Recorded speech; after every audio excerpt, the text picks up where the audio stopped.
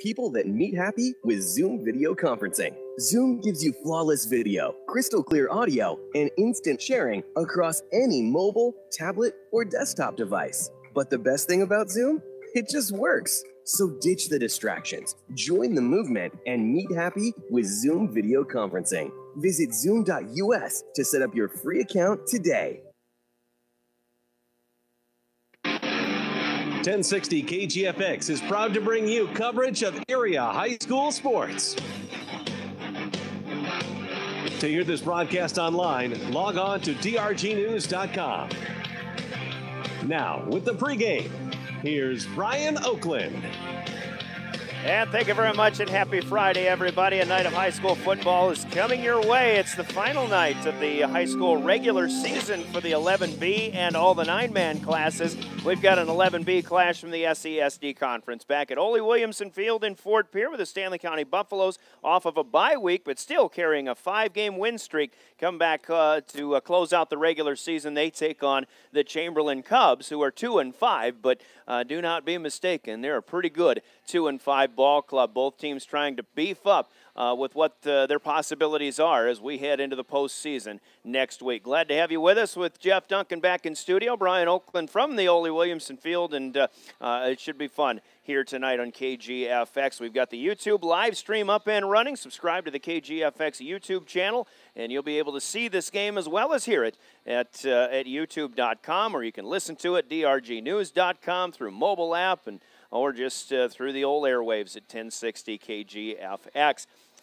Tonight's coverage of the Stanley County Buffaloes and the Chamberlain Cubs are made possible by the Stanley County Booster Club, by First Dakota National Bank, McDonald's, and Avera St. Mary's Healthcare Center. And our coverage of the Buffs also brought to you in part by Oahe Federal Credit Union, Fisher Rounds and Associates, Insurance and Real Estate, Bottom Line Welding, and Bank West in Pierre. In our coverage of the Chamberlain Cubs and the Dakota Radio Group is also made possible by KPI Insurance, First Dakota National Bank, Byrie Brothers, Chamberlain Building Supply, Great Western Bank, Farmco, and Al's Oasis of Oklahoma, and also brought to you in part by Edward Jones and Thrivent Financial. And our coverage of high school football on KGFX brought to you within the game by the South Dakota Office of Highway Safety, the Boyd Konzemius Agency of American Family Insurance, Teton River Traders Gun Shop, the South Dakota Attorney General's Office, by Lynn's Dakota Mart, CHS Midwest Cooperatives, Bauman Lumber, and by Wagner Auto in Pierre. Reminding you to keep up to date with the scores at the end of each of our quarter breaks, and we give you that Wagner Auto scoreboard from Pierre, sponsored by Wagner Auto, the one place to go. 5-2, Stanley County, who lost their first 2 games of the season, but again have run off 5 in a row, including a homecoming win 2 weeks ago in their last game, 17-0 shutout of Woonsocket Wessington Spring Sanborn Central. Again, running their winning streak to 5 with the good time of the off week to get some nagging injuries hopefully healed up as the Buffaloes head into the postseason. Their opponent tonight, Chamberlain, a team that put a 41-7 hurting on the Buffaloes in Chamberlain last year to close out the regular season. And the Buffaloes maybe with a still kind of a fresh memory in the back of their minds in that one, and a little added incentive maybe coming into this one. Again, the Cubs are 2-5 on the season. They're 1-3 in conference. They seem to be playing a little bit better, but just don't have the wins that they were hoping to have. Last week they did lose to Mount Vernon Plankinton, who is still undefeated, 40-12. They almost beat Winter a couple of weeks ago and then lost to overtime 3 weeks ago to the same Woonsocket Wessington Spring Sanborn Central team that we saw here at Ole Williamson just 2 weeks ago. Chamberlain has a passing offense that can create some huge plays, but they'll need to establish the running game with a big offensive line, among other things as well. That's kind of what we're going to be looking at tonight. We'll take our opening break of 2 minutes. We'll come back on senior night for the Stanley County Buffaloes. We'll talk keys to success by visiting with both head coaches, beginning with Max Foth of the Stanley County Buffaloes. As you listen to high school football coming up on 1060 KGFX, 107.1 FM, and drgnews.com. Being a small farmer has never been tougher. Dan Wegmuller is a farmer and an American Family Insurance customer. So it's good that American Family Insurance covers just what I need, because our dream is to become a century farm, a farm that's been in our family 100 years, and pass this life on to the next generation. American Family Insurance. Insure carefully, dream fearlessly. Contact the Boyd Konzemius Agency, Inc. in Pierre and Phillip. American Family Mutual Insurance Company, SI, and its operating company, 6000 American Parkway, Madison, Wisconsin, 53782. McDonald's in Pierre is hiring. This is Stacy Lee, the general manager of the Pierre McDonald's. We are offering flexible scheduling, advancement opportunities, along with great wages. McDonald's in Pierre wants you. McDonald's in Pierre is looking to add more talent starting at $10 an hour. Plus, McDonald's Archways to Opportunity provides eligible employees online program to get your high school diploma for free. Tuition assistance up to $3,000 a year and scholarships. Apply online at mcdonalds.com/careers or stop in at McDonald's in Pierre. When you're looking for the deal that's right for you and you want the best quality and service too, I'm gonna tell you about the place that you should try, and this will be the only place where you buy. Looking for affordable auto insurance coverage? KPI Insurance has the deals that are right for you. We can insure all cars and all drivers regardless of age or driving record. Call Kevin or Kelly today at 234-2323. KPI Insurance, located in Chamberlain and online at kpiinsurance.com. Some banks proudly offer mortgage approvals in less than 8 minutes. 8 minutes for one of the largest purchases of your life. Doesn't leave much time for questions, does it? Think about it. Who really benefits from a speedy mortgage process? You or the lender? At First Dakota, we can't promise you an 8-minute mortgage, but we will promise you a thoughtful and transparent home buying experience. Home loans from First Dakota National Bank. Take all the time you need. Visit firstdakota.com. First Dakota is an equal opportunity lender.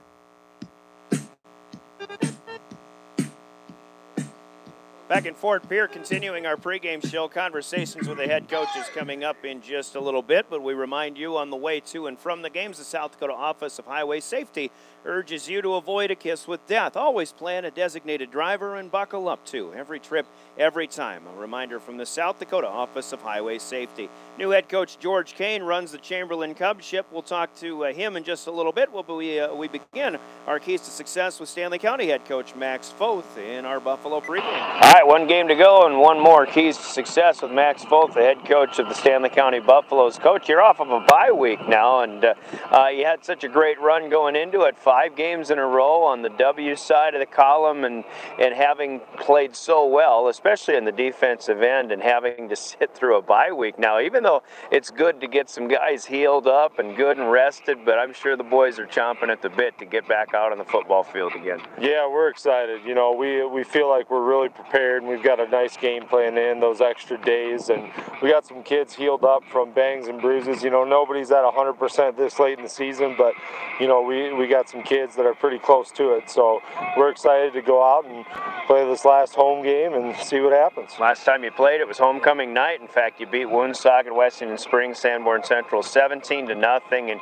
you know, another one of those games where it's just good defense and you know, one big play kind of springs the team, and that a lot of times right now it looks like big plays mean J.D. Carter is heavily involved. Yeah, absolutely. It's nice because he's such a counter to everything we do. You know, we do a lot of stuff outside, and then teams know that he's the counter off of it, and they've seen that on film, and they're going to have to be ready for it. So hopefully that'll open up some other things in the run game, and if not, we've always got 22 around the edge, and hopefully he gets going again tonight. You know, I might be the same way tonight. Chamberlain, you know, when you come and play Chamberlain, you can't look at their record because, and you learned that last year with going down there, and they just put a hurting on this team. I'm sure a lot of that is still fresh in the minds of those who were playing last year. Yeah, absolutely. We know they're a bounce here or there from, you know, having a winning record. You know, they hold, you know, they go and have a 2 or 3 point loss to Winter. You know, they lose to Woonsocket in overtime. They played Groton extremely tough. You know, they're a good ball team. You know, they've lost some close games, and they've been right there. So we know we got our work cut out for us tonight, and hopefully we can, with the extra week, we could execute and put a lot of points up on the board. Well, still a lot of the same kids that put 41 up on you last year, and they did it mostly through the air. How much of a game plan defensively for the pass? Yeah, big time. You know, we know that they like the ground and pound, but they'll shut that down early in preference of, you know, throwing that thing deep. You know, they trust their guys to go up and make plays, and we've been working that all week at practice, and our DB's got to be ready, and come to play tonight. You know, we cover this team on one of our other stations of the Dakota Radio Group quite frequently, and one thing I hear about Chamberlain is how hard they hit. Have you seen that on film? Oh yeah, they're physical. You know, up front they do a tremendous job. You know, in their defense, especially that 3-4 that they run. Those guys up front, they do a tremendous job of not letting you run inside. And, you know, when they could take that away and they could spread up and spread out and cover other gaps, you know, they're definitely a formidable team. So we're going to have to use a little trickery and pull some of the cards from up our sleeves to try to get this win tonight. A lot bigger guys on the other side of the ball than most of the teams you see, too. Absolutely, yeah. I think we did the math because I'm the math guy. They almost have 850 pounds at their front three on their 3-4 defense. So it's one of those things. They're big kids and they do a good job, and you know they know what they do well, and we got to be ready to play. All right, so offensively, you still kind of want to take care of basically whatever it's going to take. And I think you'd really like to, now after a bye week and getting healthy and rested, you'd really like to see Dylan Gabriel get going again, huh? Absolutely. You know, the coaches and I were talking about it. He's looked as good as he's looked since fall camp. So hopefully he's finally done with that ankle injury that's been bugging him for most of the season. So the extra week off has helped him a lot, and hopefully we can get him into space and let him make some plays tonight. You know, and it's really easy for guys like you and me to start and look and trying to figure out where you're going to be playing on Thursday. I think there's just so much going on in 11B tonight. You have no idea, so you just have to go out and win a football game tonight. Yeah, that's right. You know, I spent a couple hours looking at PowerPoints and doing all kinds of math, and if this happens, then this happens. And, you know, like I told the boys, you know, there's a bunch of stuff out there that we can't control. So we just got to control what we can, and that's coming out here and trying to get a win tonight. All right, Coach, going to be a fun one. Good luck tonight. Hey, thank you. That's Max Folt, the head coach of the Stanley County Buffaloes. Comments and keys to success that are brought to you by the Boyd Conzemius Agency in Pierre. And we'll hear from them. In fact, turn the page and talk with the new head coach this year of the Chamberlain Cubs, George Kane, coming up next as we continue our Buffalo pregame on KGFX. Being a small farmer has never been tougher. Dan Webmuller is a farmer and an American Family Insurance customer. So it's good that American Family Insurance covers just what I need, because our dream is to become a century farm, a farm that's been in our family 100 years, and pass this life on to the next generation. American Family Insurance. Insure carefully, dream fearlessly. Contact the Boyd Conzemius Agency, Inc. in Pierre and Phillip. American Family Mutual Insurance Company, SI, and its operating company, 6000 American Parkway, Madison, Wisconsin, 53783. And back with more keys to success, George Kane is the head coach of the Chamberlain Cubs. At Final Breast Center, our team of experts create a treatment plan that will work best for your type of cancer, using the latest screening, radiation, and surgical techniques. You also have access to holistic approaches to help with side effects, and a 24/7 call center for answers to your cancer. Let's celebrate what a wonderful community we live in. At First Dakota, that's something we do every day. At First Dakota, we reinvest in our communities by helping friends and neighbors start businesses, run family farms, purchase homes, finance college, and build financial security. Come to First Dakota, the first community bank in the Dakota Territory. At First Dakota, our experience is the difference. First Dakota in Chamberlain, member FDIC. Imagine what it would look like if we didn't have companies to haul away our unwanted things. Take a second, think about that. Not a pretty picture, is it? Byrie Brothers in Chamberlain can and does clean up that picture. They're here to help you with your disposal needs. Whether it's weekly pickup of household trash or you have a special project that needs a large container, Byrie Brothers will help you with what you need done. Give them a call at 234-5771. 234-5771. At Byrie Brothers in Chamberlain, satisfaction is guaranteed or double your garbage back. Call today.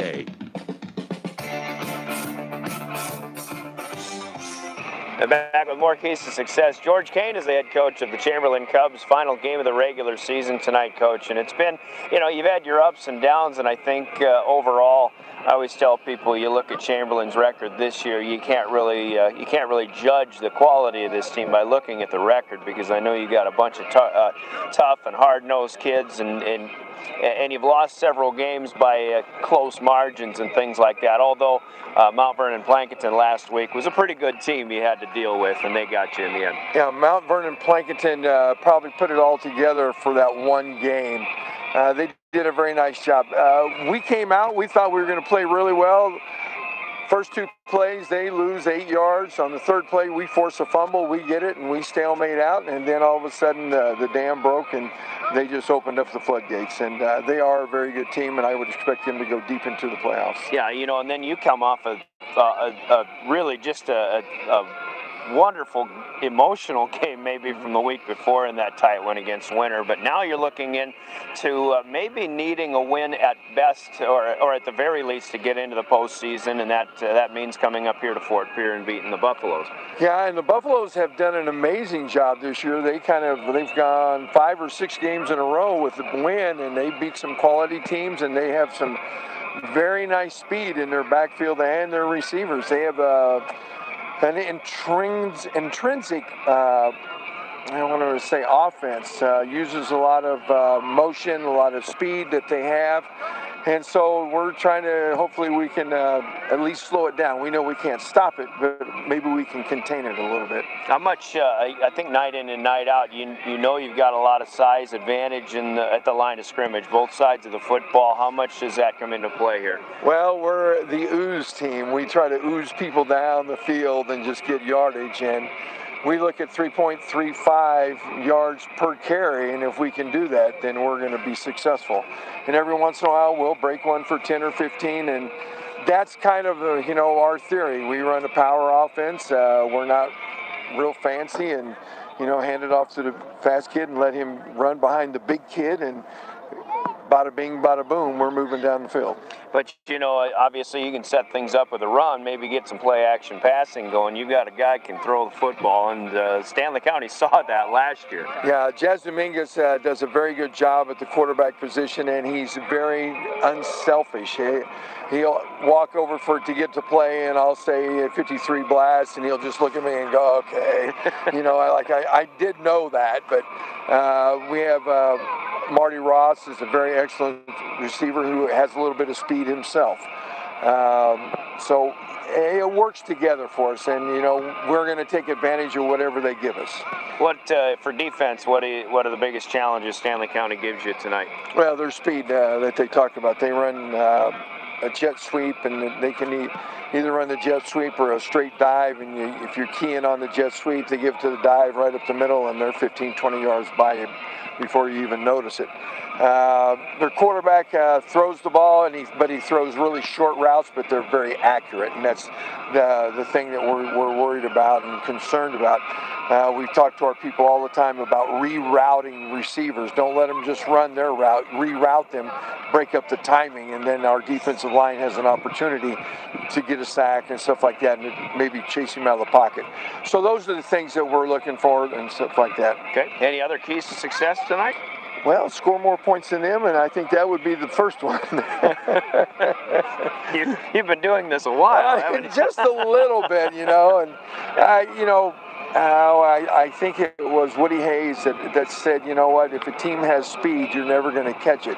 You're always going to be chasing it, and we're going to try not to chase it, but just to parallel it, and that's the key for success for us. All right, Coach, appreciate your time. Good luck tonight. Hey, thank you very much. Keys to success from George Kane, the head coach of the Chamberlain Cubs, brought to you by the folks of the Boyd Consemius Agency, American Family Insurance in Pierre. They are bringing the flags onto the field. We will have the presentation of colors. We'll have our national anthem here at Ole Williamson Field as well. We still have starting lineups to give to you, and we'll also announce who is going to be officiating this game when we give you the law on the field in just a bit. Let's take a 3-minute timeout. We're back with more of our Buffalo pregame on KGFX. The Stanley County Booster Club was proud to have infused over $18,000 back into the district last year through the Wish List program. That money was raised through the operation of the concession stand. Wow, right? If you want to be part of a group that gives back in a big way, they meet the first Monday of each month, 6:30 p.m. at the Valley Tap in Fort Pierre, or they'd love your help working in the concession stand. It's easy. They use Sign Up Genius. Take a look. You can find a link and even more information on their Facebook page. The Stanley County Booster Club, proud to be SC. Great Western Bank in Chamberlain reminds you they're committed and ready to lend, staying flexible to put your situation first. With all the local decisions and personal attention of a hometown community bank. It's the best of both little and big. Bank on your time with their online and mobile banking. See the staff at Great Western Bank, located at 101 East King in Chamberlain. Making life great. Member FDIC. At Chamberlain Building Supply, the way we see it, every wall is a blank canvas. With one coat of Valspar Medallion paint, a room transforms. Every color brings new life, new energy, and new potential to your space. Whether it's one color or three, it changes everything. Valspar Medallion with Colorfinity technology for one coat color that lasts. Available at Chamberlain Building Supply, 212 East G Street in Chamberlain. Stop by or call 605-734-6097. When it comes to planting, go to the people who know seed. Farm Co. in Chamberlain. They are your Pioneer dealer with a full line of seed corn, soybeans, sunflowers, and milo. They have grass seeds available in any variety. Farm Co. has a feed cleaner right at the store. Tony and his team can help you with all your seed needs and is a full-service provider of animal health, farming, and ranching equipment. Depend on them for expert advice and products to make your operation successful. Farm Co. in Chamberlain, Platte, Winter, and Kimball. Dedicated to earning your business. The future of our region lies in the young people who are involved in athletics, music, art and drama, and the many other organizations in our schools. Al's Oasis Clothing, Restaurant, and Gift Shop congratulates everyone who contributes and competes during the school year. We're proud of all you do and happy to support the many activities in our area schools. We appreciate the many young people who work part-time with us at Al's Oasis. Good luck and enjoy your high school years from all of us at Al's Oasis Clothing, Gift Shop, and Restaurant.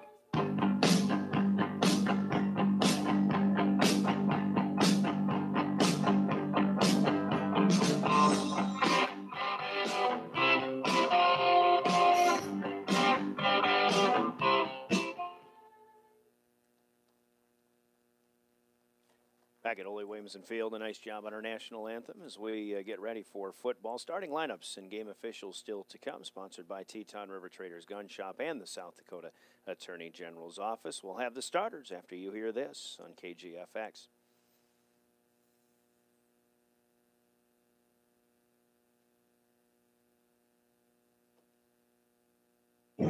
The key to a successful hunt begins at Teton River Traders Gun Shop in Fort Pierre. They carry a large variety of reloading equipment, cleaning supplies, and firearms accessories. They also sell and deliver Liberty gun safes. See Teton River Traders Gun Shop for all your gunsmithing needs, including custom-built firearms. Stop in today. Teton River Traders Gun Shop, located west of Highway 1434 in Fort Pierre.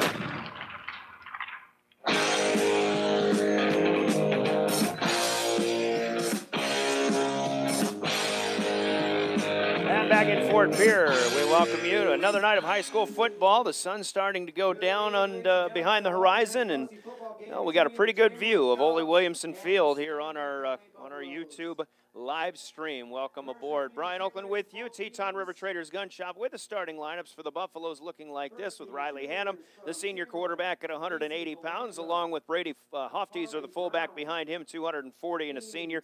Dylan Gabriel, a 175-pound junior, is the tailback. Wideouts are Lathan Prince, a freshman at 140, and J.D. Carter, the do-everything guy, who's really been carrying this team in a lot of regards, 150 and a senior. The line includes the center, Slater Topol, a junior at 180. Dylan Endress, a 260-pound sophomore, with Will Spangenberg, 280 and a senior. Those are the guards. The tackles on the left side, Austin Hand, a 210-pound senior, and the right side is Tracy Nielsen. It's a sophomore at 220. Tight end getting his first start tonight is a sophomore, Nathan Cook, who comes in at 185 pounds. The offensive starters for the Buffaloes, Will Spangenberg and Tracy Nielsen are the defensive tackles. On the other side of the football, Austin Hand and Brady Hofteser are the defensive ends. Linebackers include Jaden Face, a senior at 195, and Isaac Cliff, a junior at 180 pounds, joining Lathan Prince in the linebacking core. The defensive backfield includes Reed Wazorik, who is also the place kicker. Wazorik, a 165 junior, and Cade Stover, a 175-pound junior. Riley Hannum and J.D. Carter are the safeties for the Buffaloes, who come in 5-2 on the season, head coached by Max Foth.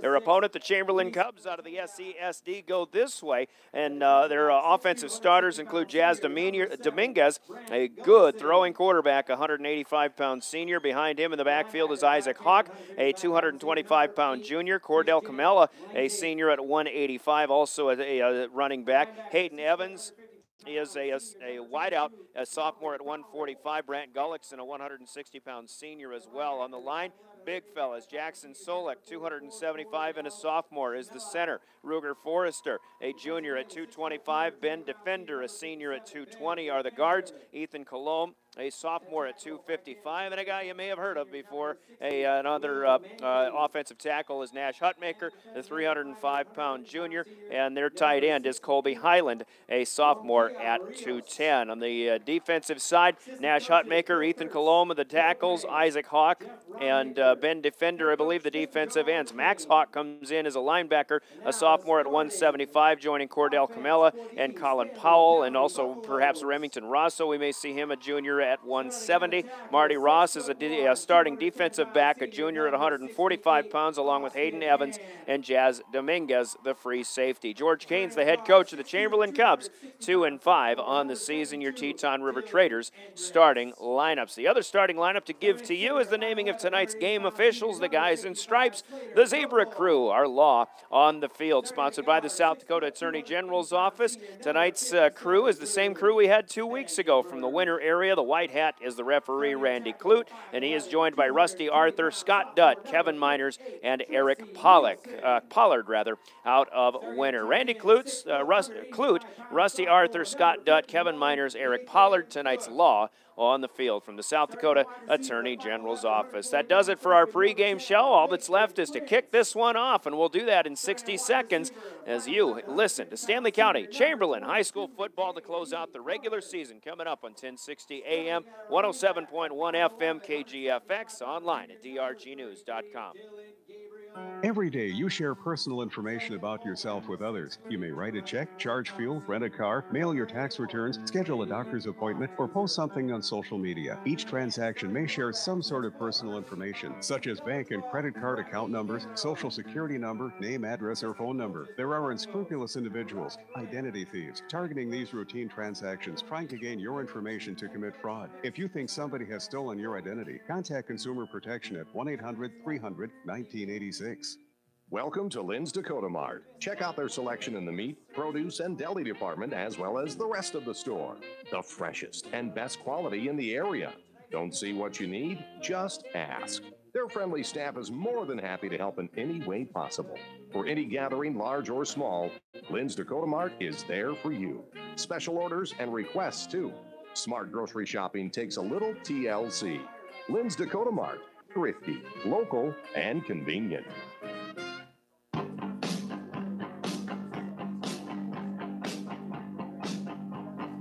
Welcome back to Ole Williamson Field. Brian Oakland on site, along with Jeff Duncan back in studio. This is Stanley County Buffalo football on 1060 AM and 107.1 FM. KGFX, Pier Fort Pier, a member of the Dakota Radio Group, online at drgnews.com, and of course the video feed up and running. Subscribe to the KGFX YouTube channel, and you'll be able to see this game as well as hear it.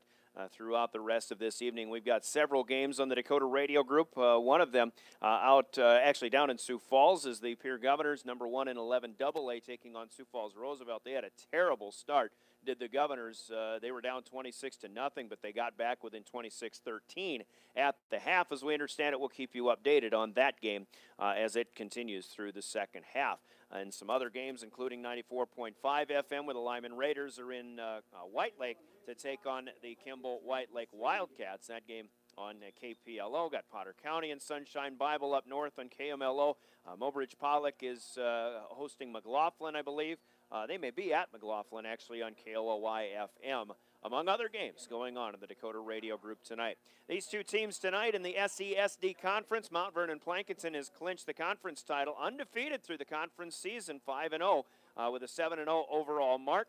Winner is next in line, 3-1 in conference, 5-2 overall, along with Stanley County, also 5-2. But the Buffaloes are 2-2 within the conference schedule as they wrap it up tonight. Woonsocket, Wessington Springs, Sanborn Central also 2-2, but 3-4 on the season. Chamberlain 1-3 in conference, 2-5 overall. Wagner still winless at 0-5 in conference and 0-7 overall on the year.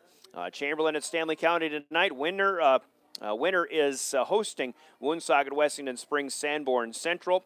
Wagner has a tough one at number 1 ranked Canton tonight, and Mount Vernon Plankinson has a tough one as well as they take on Beersford. The Buffalo's going to kick off to start our festivities tonight. Our opening kick is brought to you by Lynn's Dakota Mart Stores of Pierre and Fort Pierre. We just heard from them just a little bit ago. The Buffalo's in home purple with Reed Wazorek to do the honors. And left to right, the kick is up in the air. High end over end, taken back deep and muffing the football is Max Donovan. The senior who loses the football, taking a hit. Chamberlain might have fallen on it. No, Stanley County has. So an opening turnover on the opening kick. The opening kick from Lynn's Dakota Mart Stores in Pierre and Fort Pierre. And a big hit by Stanley County out on the far side. Max Donovan fumbles it, and our first turnover, just like that, is to the good of the Stanley County Buffaloes. Oh, it is Chamberlain football. I thought somebody came back on there. The Buffaloes weren't celebrating all that much, but the indication said Chamberlain football. So the indication said Stanley County football. But the Cubs will have it after all. As we get started here, 1st and 10 from their own 18-yard line. And straight up the gut, Isaac Hawk, they'll try to establish the running game right away.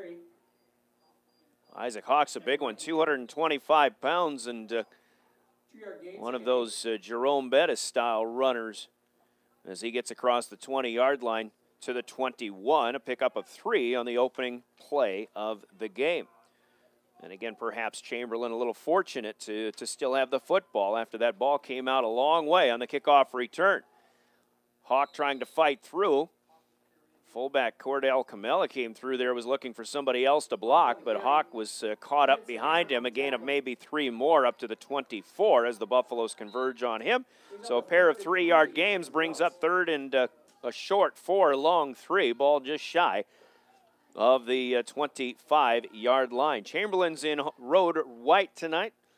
Red numbers, red sleeves, white helmet with the red Chamberlain Cubs paws. They've got bright red on the socks and shoes out there as well. They're heading from north to south, right to left. They stay on the ground. Hawk trying to bounce out on the short side of the field, and he got run down. J.D. Carter blew that play up a little bit. Got some help as well from Dylan Endress coming over to help finish him off. And no gain for Isaac Hawk and the Buffaloes. Actually, it shouldn't say no gain. It was a loss of a yard back to the 23, so it'll be 4th down and 4 on Chamberlain's opening possession.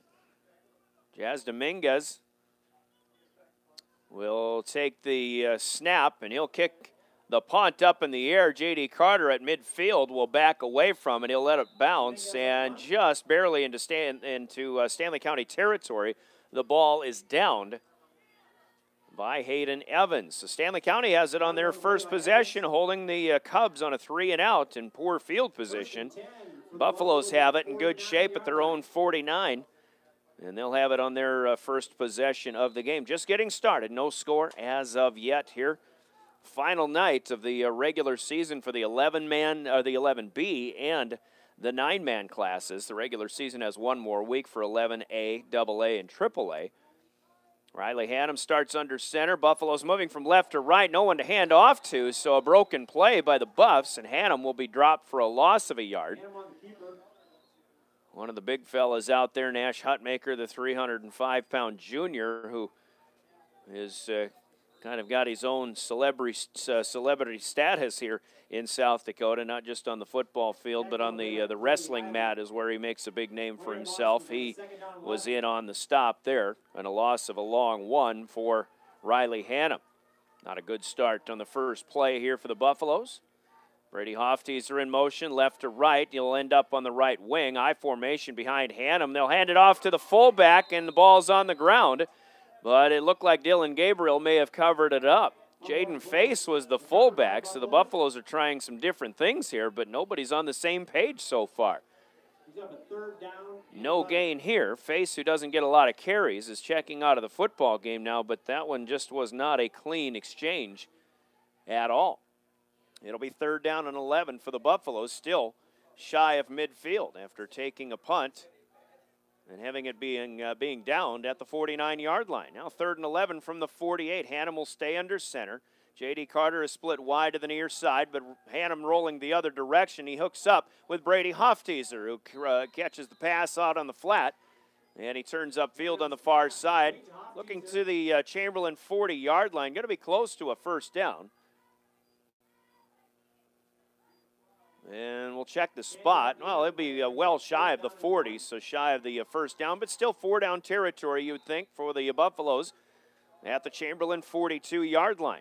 It'll be 4th and a long one, and a hookup of 10 yards from Riley Hannum to Brady Hofteser. Dylan Gabriel has not touched the football yet, except for falling on a loose football. He'll get the handoff, and he will try to make the line to gain at the 40, but I don't think he'll make it. Chamberlain got in there quick. There's some big fellas and big athletic guys on that Chamberlain defensive line. And without a measurement, actually, I'll color me surprised. I didn't think Dylan Gabriel had that one, but maybe a generous spot to help out the Buffalo cause. 1 yard and a 1st down for Dylan Gabriel. So fresh set of downs just outside the Chamberlain 40-yard line. Technical Director Jeff Duncan has given us an update on that Governor game. Again, a very poor start for the Govs. Turnovers have abounded for Pierre, but they are trying to get back into a ball game. And against Sioux Falls Roosevelt, they trail going to the 4th, 33-20. Dylan Gabriel's 2nd carry goes nowhere as he will get spilled on a nice open field tackle by Colin Powell.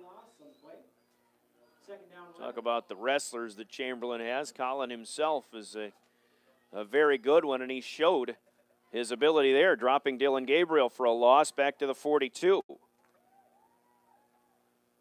So the running game really not working out for either team so far, but the Buffaloes did pick up a 1st down with the help of a 10-yard pass. Riley Hannum in the shotgun for the first time. He'll send J.D. Carter in motion. They'll fake the jet sweep. They'll keep it on the ground. Gabriel bounces off back up in the middle of the field, and he is gone. He got into the middle of the field through the linebacking core, and Dylan Gabriel, with nothing but daylight in front of him, walks it in from 42 yards out. Gabriel followed his first blocker, seemed to have bounced off of his own guy, and then just bounced it back to the left, to his left, up the middle of the field. Max Foth said Dylan Gabriel looked as good as he has since fall camp, and you just saw it right there, a 42-yard touchdown scamper, and the Buffaloes strike first with 6. Reed Wazorek is already in there to try to add on another with a PAT. Good snap, good hold from Riley Hannum, and the kick is up and through. So the Buffaloes will take a 7-0 lead on their opening possession of the football game. 7:24 to go in the first quarter. 7-0 Buffaloes, who will kick in 30 seconds. When we come back, you're listening to Stanley County Buffalo Football. Does your financial advisor take the time to really listen to you? Is your financial strategy personalized for you and your family? Will your financial advisor be there as your life and financial situation change? When you work with Jared Evans, your local Edward Jones financial advisor, he focuses on what's important to you. You'll work together and use an established process to create a personalized financial strategy backed by the advice, tools, and resources to help you reach your goals. Contact Jared today at 605-734-4106. Edward Jones, member SIPC.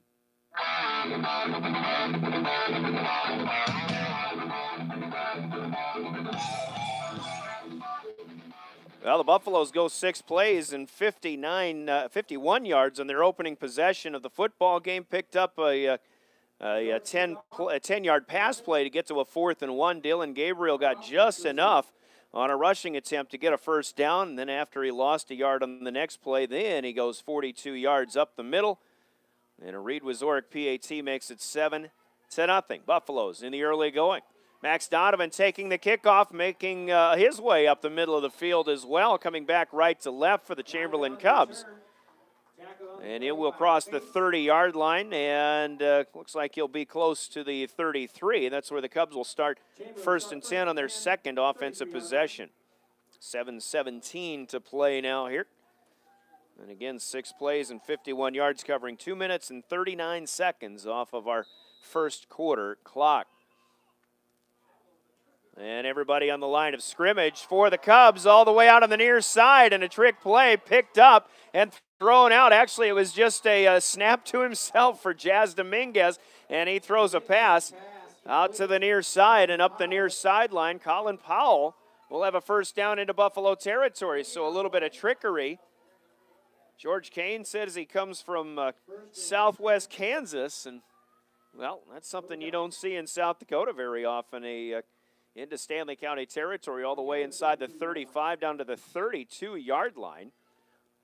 It's a legal play as long as you got enough guys on the line of scrimmage. Doesn't matter what part of the field in between the sidelines they're on. So Powell with his first reception. Jazz Dominguez back under center. They'll go back to the ground. That last play actually picking up 35 yards from Dominguez to Powell for the first down picked up by the Cubs tonight. Rushing attempt inside the 30 down to the 26. And a nice gain of about 6 yards, I believe, perhaps for Isaac Hawk, who's done, actually Colin Powell, who was in at fullback. Now it's an option, and Dominguez keeps it himself, cuts up around the left corner, and he sidesteps another couple of defenders, and Jazz Dominguez is in for 6 for the Cubs. So Chamberlain on a trickery play gets a good start, and then a couple plays later, it's Jazz Dominguez in from 6 yards out, or 26 yards out for the score. Cubs come right back, cut it to 7-6, and we'll see if they choose to kick for 1 or go for 2. It looks like they'll put Nash Hutmaker in at the lone tailback, and they'll just give it to him. He'll try to push his way through, and here is Jaden Face trying to pull the big fella back, and they will deny. Good job by the Buffaloes in standing their ground. The 2-point conversion will fail, but Chamberlain has come to play, and they've got their first touchdown of the night with 6:23 to play in the first quarter rather. Stanley County leads Chamberlain 7-6. We're off and running, and we're back in 30 seconds for a Cubs kick when we return to Buffalo football. Looking to do good this holiday season but never seem to have any extra cash? Owyhee Federal Credit Union has you covered. If you have a loan with us for a small fee, you can skip one or all of your loan payments for either the month of November, December, or January. A portion of that fee will go to support a local charity. Just one way you can help us make our community a better place. Stop in and see us at 221 East Pleasant Drive in Pierre. Owyhee Federal Credit Union.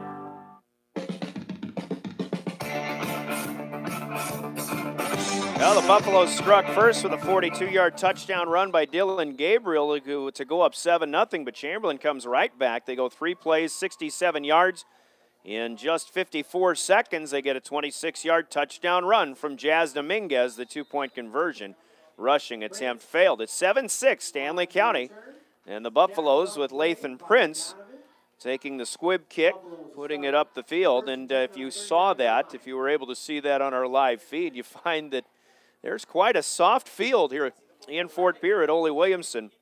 Buffaloes will start just across their own 35, shy of the 36-yard line here with 6:19 to play. But Lathan Prince lost his footing, and that's why he went down maybe, well, just no more than a couple or 3 yards earlier than he normally would have. The Buffaloes have spread the field here and trying to get going in the backfield. Dylan Gabriel lost his footing initially. He takes the handoff, cannot spin away from the initial surge.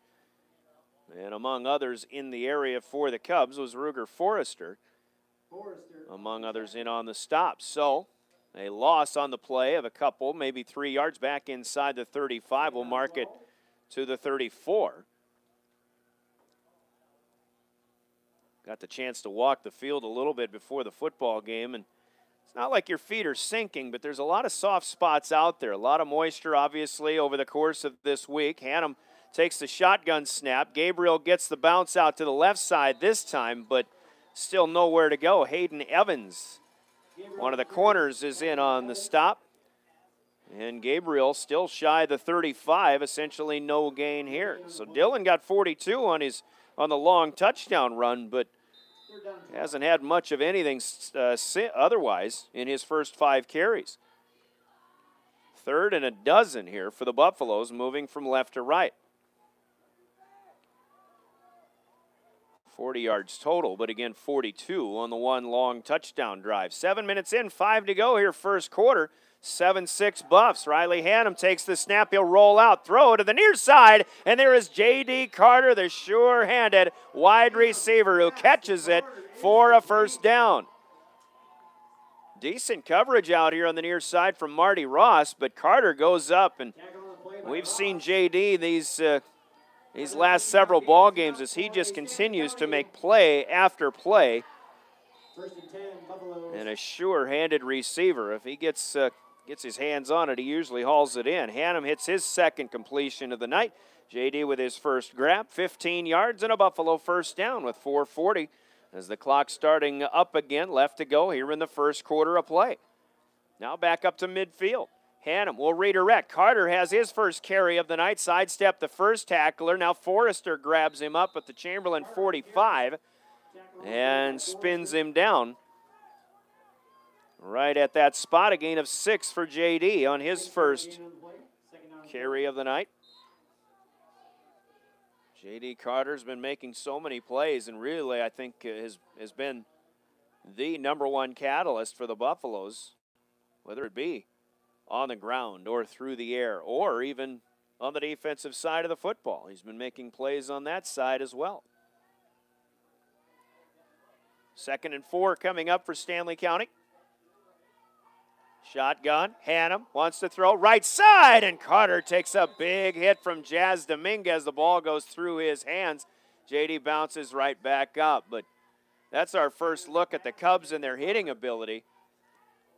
My colleague Darren Boyle and technical director Jeff Duncan knows full well. He got to see this team in person a couple of weeks ago. These boys, they hit, and they mean business. They do.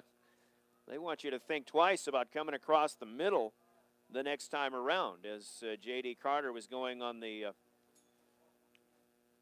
skinny post there, but a quick long slant pattern thrown by Riley Hannum. Carter will go in motion to the left wing. Lathan Prince flanked wide to the left. He'll fake to Carter. Hannum keeps it on the option. This time, ball's on the ground, it appears, and Chamberlain says our ball.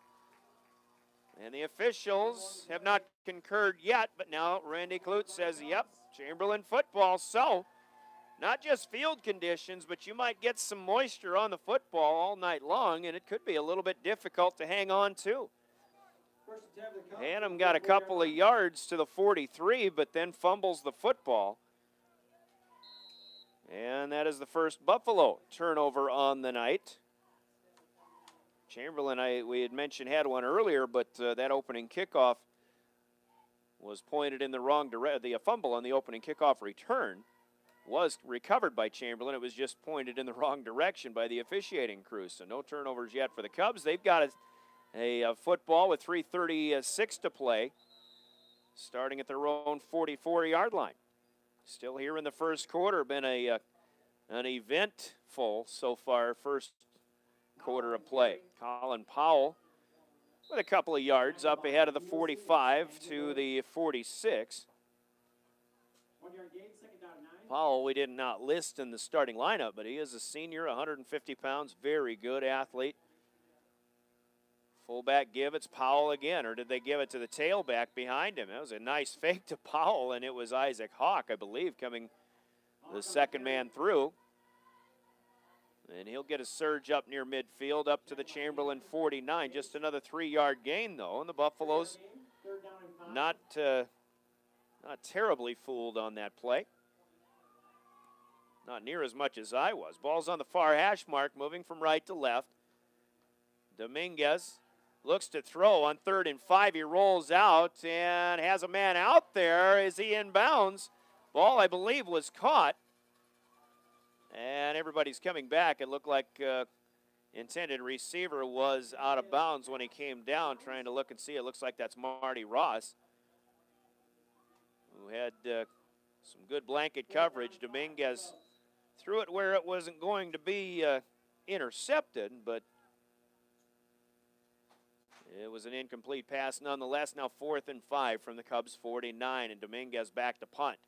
For the second time, he gets this one up in the air, and a fair catch is called for, but I believe it was muffed, and Lathan Prince just couldn't haul it in. He finally got underneath it. That's not Prince, that's Riley Hannum, who, first of all, had kind of a half-hearted fair catch call, but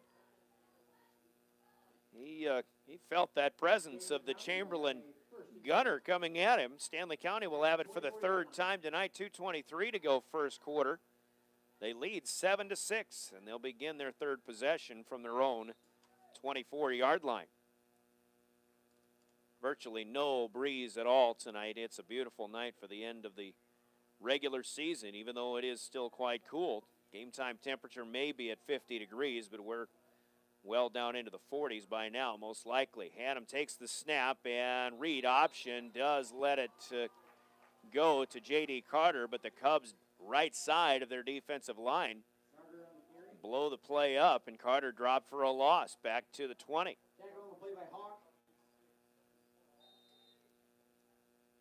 Isaac Hawk in on the stop. Maybe Max Hawk in there as well. But it'll be 2nd and 14, a loss of 4 for J.D. Carter. As we're under 2 minutes to go here in our opening quarter. Good ball game so far, but it's going to be a night of big plays if whoever wins this one, it would appear. Fake it to the fullback Face. Jaden Face back in at fullback. And it looked like, did the ball come out again?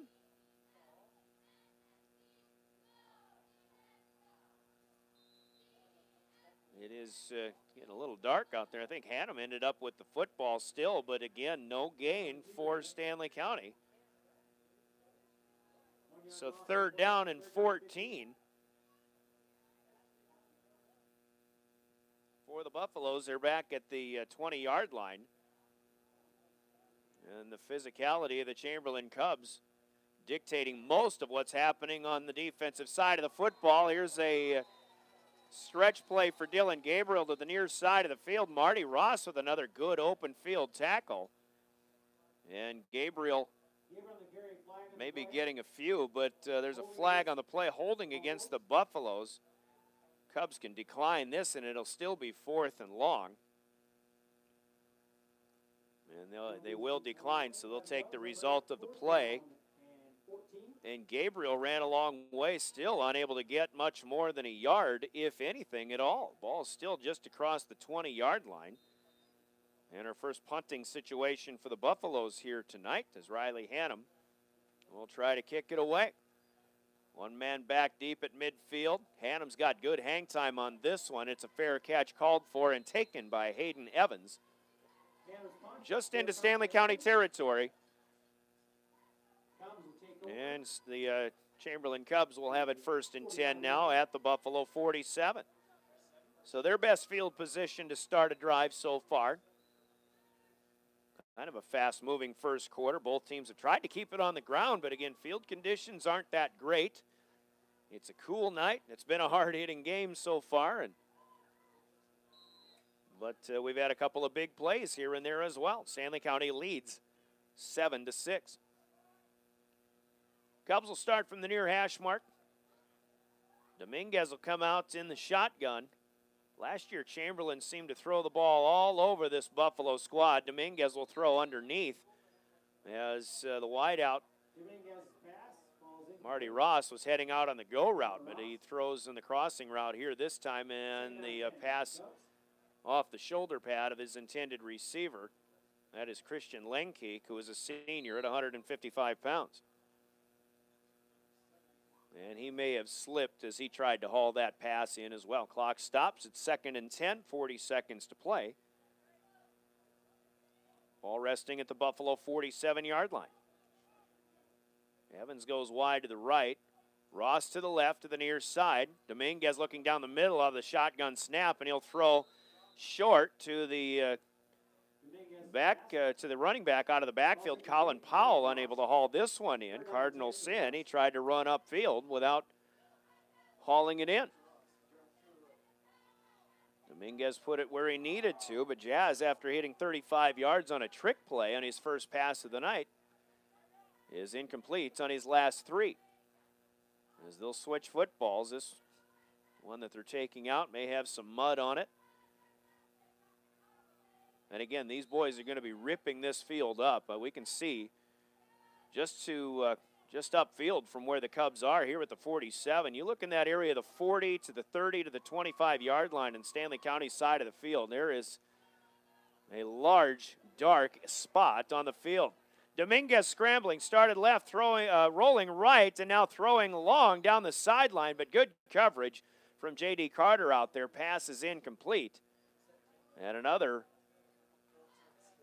4th down situation set up here for Chamberlain, who was unable to make a play through the air. A 3-and-out on this sequence with 3 incompletions. Chamberlain switching personnel. These young men in white jerseys coming off with a lot of mud stains on the legs and the knees. They say it's a battle in the trenches, and that's what it looks like. Dominguez rolls a little bit and then kicks it, and he'll go far side. It'll come dead inside the 10-yard line. Nice job by Jazz Dominguez to draw a little attention and get rid of the football. Turns into a 38-yard punt, and the Buffaloes have bad field position in the shadow of their own goalpost as we close out the first quarter of play. Still 13 seconds. But Stanley County will have it at their own 9-yard line. Dylan Gabriel, a 42-yard touchdown run. Jazz Dominguez for Chamberlain, a 26-yarder coming back. Chamberlain tried for 2 and missed. And that's the difference in the game right now, 7-6 Stanley County. Might be cool out there, but the lack of wind makes it a pretty nice night for football. Hannum is under center. Dylan Gabriel, the deep man in the I formation, will stretch it out to their right side. And Gabriel is stacked up. This time it's the left side of the D line of the Cubs making the plays in what will be the last play of our first quarter. It may have been Josiah Thompson, a 195-pound junior, among others, in on the stop. First quarter's in the books, and on the Wagner Auto scoreboard, it's Chamberlain 7, or rather Stanley County leading Chamberlain 7-6. Wagner Auto Company of Pierre is the one place to go. Find all of their inventory online at wagnerauto.com.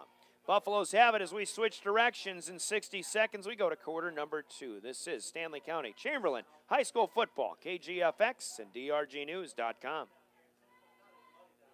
Each South Dakota farmer operates differently, and that means that ag insurance should be as unique as every farmer in the field.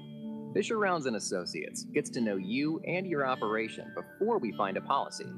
That way, we can make sure you have the coverage you need. Contact Fisher Rounds & Associates and see what it means to have us at your service and at your side. Fisher Rounds & Associates, serving South Dakota farmers with offices in Pierre, Mitchell, Watertown, Sioux Falls, and Rapid City. If your checking account earns little or no interest and charges you ATM fees galore, isn't it time for a new checking account? At Bank West, E-Plus checking customers earn a great interest rate and never pay ATM fees. Can your current checking account do that? Switching to E-Plus is easy. Visit us online at bankwest-sd.bank or work with a friendly staff at one of our convenient locations. Bank West. Convenient, connected, committed. Member FDIC.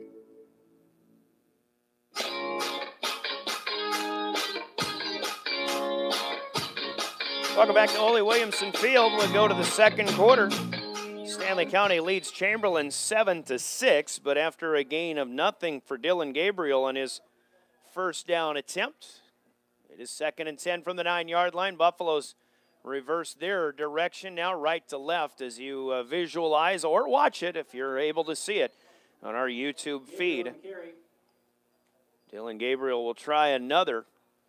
Yards are hard to come by except for one play for Dylan Gabriel. He scampered 42 yards for the score, the first of the game, but he'll get a yard here is all, up to the 10. And Ruger Forrester in on the stop. And it'll be third down and 9. Just underway here. Yeah, we had a couple of big plays for both teams combined, but other than that, again, we were concerned, I think, about field conditions, and whoever keeps their footing and is able to trudge through the mud a little bit as Hannum rolls out to the right on third down and throws a pass that is picked off on the far side. Jazz Dominguez, free safety, but of course the Chamberlain quarterback on offense, he kind of saw that coming. Maybe shadowing J.D. Carter in the route, and the second Buffalo turnover sets Chamberlain up this time in a golden opportunity well into Stanley County territory. So the Cubs will have it at the Buffalo 24, second straight possession. They'll begin in Stanley County territory, but this one much deeper than the previous, which started at the 47. Quite a game in Sioux Falls on River 92.7. We're going to have a flag here, maybe a false start on the Cubs, and that is the initial indication. So the first penalty that'll be marked off. Pierre Governor started in the first half, turned the ball over 5 times, as we understand. They were trailing 26-0 at one point, and they came back, and our River 92.7 board op was now covering for Jeff Duncan back in our studio, and I'm not so sure that game isn't over. The Governors may have won that game 34-33, coming all the way back to defeat Sioux Falls Roosevelt. And really a game that, if that is the way it happened, I don't think anybody will forget about that one. Chamberlain up the gut on a running play here inside the 30-yard line down to the 26. After a loss of 5 that set him back to the 29, Isaac Hawk will pick up a few to the 26. Second down and 12. Hawks got 4 3-yard carries and 1 for a loss of a yard. Dominguez keeps it himself after faking to Hawk. Comes out to the near side looking for the 20, run out of bounds. Dominguez on the keeper. By Reed Wazorek, who gives chase. And even when when runners from both of these teams are getting out in space, the defenses are fast enough, and they're giving some pretty good chase. There are not a lot of big gains so far in this ball game. Although 6 here for Jazz Dominguez, who does have a 26-yard touchdown. A pretty good play. Third and about 7 for Chamberlain. Under 10.5 to play. In the second quarter, Dominguez out of the shotgun, floats one down to the near side, and the ball is up and caught, and Marty Ross has a Chamberlain Cubs touchdown. Well thrown ball by Dominguez. Ross went on the back shoulder with Reed Wazorek with pretty good coverage, but 20 yards and the touchdown as Chamberlain takes their first lead of the night. A touchdown pass of 20 yards from Jazz Dominguez to Marty Ross. Chamberlain went for a pair on their first conversion, but Dominguez will hold for the kicker, Max Donovan, who puts the PAT up and through. Talk a little bit about wrestling. Donovan is a state champion from last year. Good to see these guys on the football field, but Donovan makes it 13-7. The Chamberlain Cubs have taken the lead on the Stanley County Buffaloes. 10:21 to go. Second quarter. We're back for a Chamberlain kick in 30 seconds. You're listening to high school football on KGFX. Bottom Line Welding Service of Fort Pierre proudly sponsors this broadcast, wishing the Stanley County Buffaloes best of luck in sports and all of your activities. Bottom Line Welding offers on and off-site welding services conveniently located at 1304 North Waldron in Fort Pierre. Contact Tim Hughes at 223-2063. That's 223-2063 for all of your welding needs. Go Buffaloes.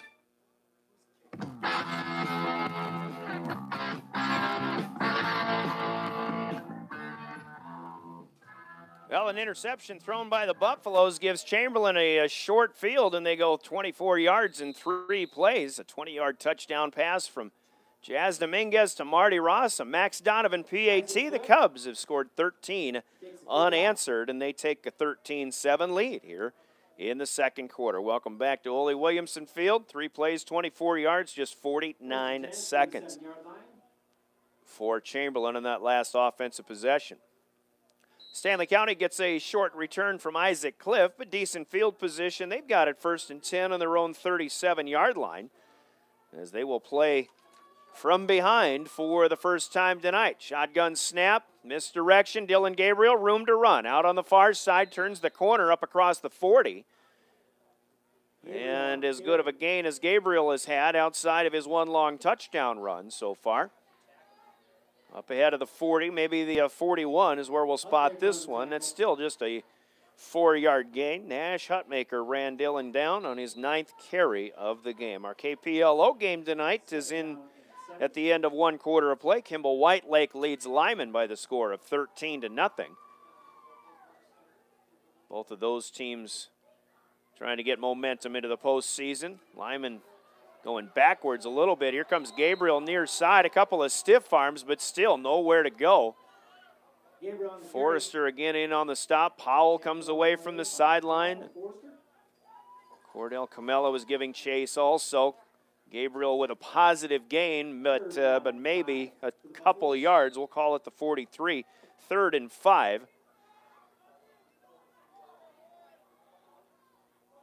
Gabriel, 10 carries. One of them went 42 yards. Nothing else has gone more than 4. 47 yards so far for the junior tailback. Play action as Hannum rolls out, and he was going to take a big hit. He gets the pass away, and I believe it's Nathan Cook, his first start as a tight end. He makes a heck of a grab, and then he is hit hard from behind, right near the line to gain, right down in front of us. And Randy Clute giving an eye to this one. Had a close one earlier. They did not measure, and the Buffaloes scored a couple plays later. This one they don't need to measure either. It's a first down for Stanley County. Nathan Cook's first catch of the year. A gain of 5. And the Buffaloes have it just across the 45-yard line. 1st and 10, Stanley County. Hannum in the gun. Carter comes this way, right to left. They keep it on the ground, up the middle, up the far seam, and Gabriel starting to find a couple of creases. Gets across midfield, and a pickup of maybe 4 to the Chamberlain 49.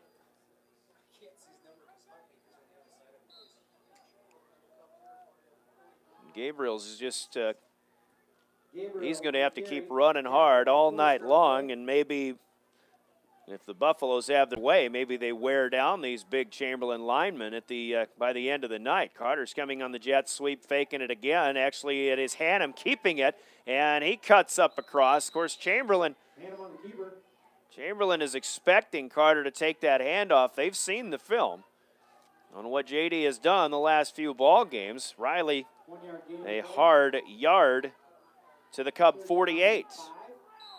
3rd and 5, that's Riley's 4th carry of the night, and it doesn't really matter who's running the football for Stanley County. It's not an easy proposition right now. Trying to get some scores a little bit later on. Maybe once we get to halftime. It's a busy night of high school football tonight. Postseason starts for these schools and the 9-man schools next week. Now Carter takes the handoff, but he is spilled by Colin Powell. No gain here. Well, maybe a yard. We'll call it to the 47. It's going to be 4th and a long 4 for Stanley County.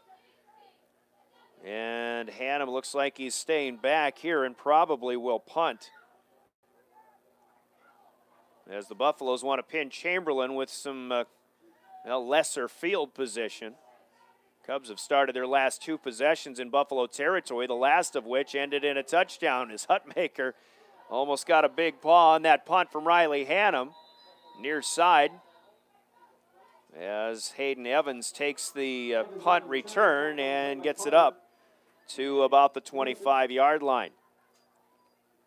Not a bad kick by Riley Hannum with Nash Hutmaker breathing down your throat, but 1st and 10 come the Chamberlain Cubs. They lead 13-7, and they've got 6:24 in the second quarter with which to play. Spot of the football at the 25-yard line. And we'll see if Chamberlain, what they come out with here as they play with a lead for the first time tonight on offense. Dominguez is in the gun, and he wants to throw long. Down the far side, man-on-man coverage, and just a little bit overthrown. Cade Stover with a good job in coverage. As Marty Ross showing the speed. Ross had the touchdown pass, or actually the touchdown grab on the last offensive play by Chamberlain. If the Cubs get some rhythm going, especially with their passing offense, they really could turn into a dangerous ball club. Of all teams 2 weeks ago, the Winter Warriors found that very thing out. Winter, the perennial power in our neck of the woods, but Chamberlain had a 2-score lead with about 2.5 minutes left, only to have Winter score 2 late touchdowns and beat the Cubs 42-40. Colin Powell on the carry here. Good push by the left side of the offensive line. About a 5-yard pickup, maybe 6 across the 30. They'll put it to the 31. It'll be 3rd and 4 for Chamberlain. Buffaloes are doing a decent job defending the run as well, although Chamberlain is getting rushing yards in slightly bigger chunks than Stanley County is. Fullback give, nope. Dominguez still has it and has nowhere to go. Lathan Prince sniffs this play-action fake out and brings down Jazz Dominguez. Well, it wasn't necessarily a play-action pass, but a rushing attempt here for Dominguez, and he is dropped for a loss of a yard back to the 30. So the defense is playing well on both sides of the football.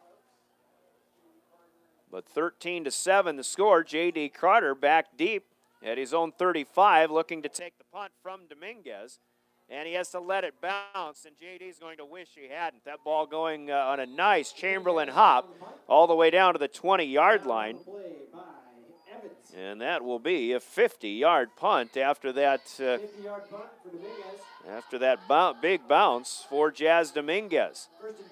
If J.D. takes that one on a hop, he probably has it at the 35-yard line. Maybe can get it going on the run. So lesser field position than what Stanley County was hoping for here. 5 minutes even to go. Second quarter, 13-7. Cubs lead the Buffaloes.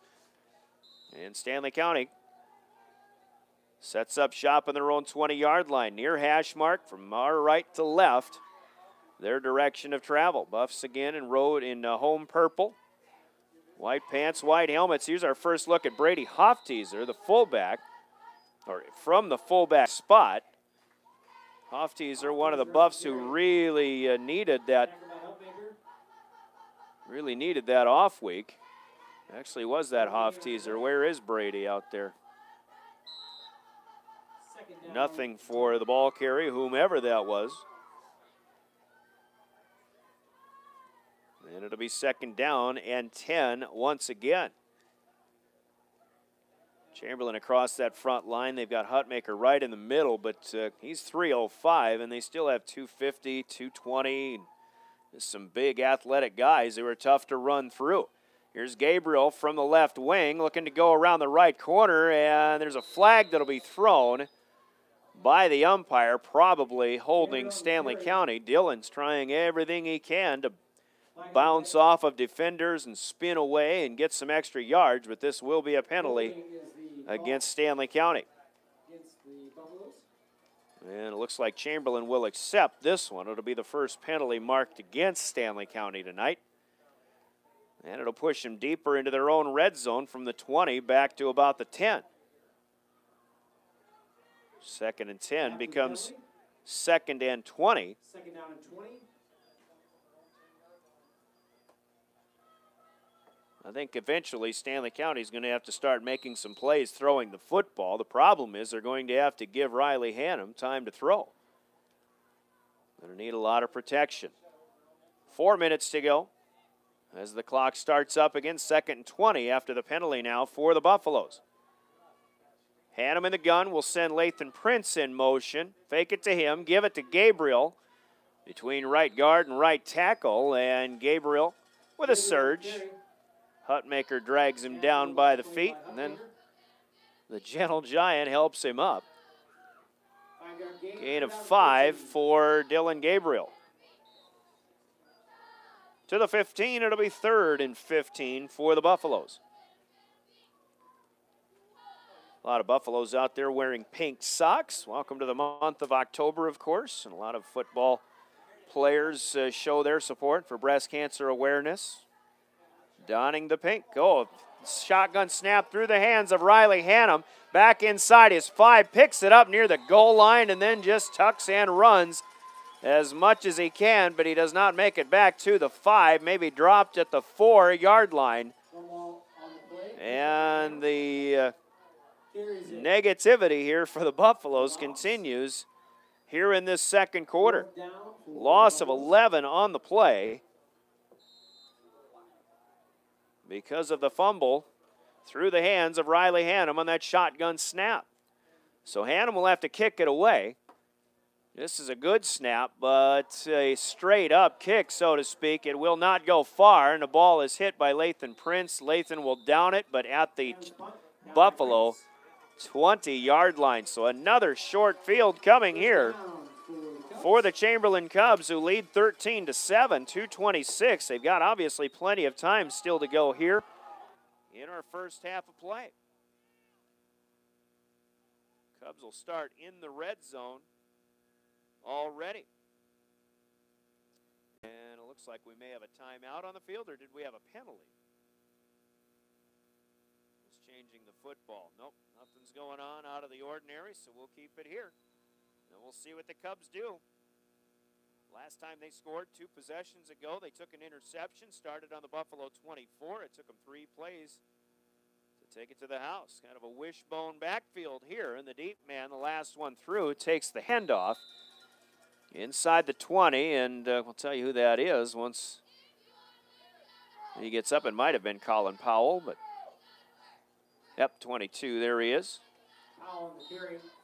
4 yards for the senior into the area around the 16-yard line.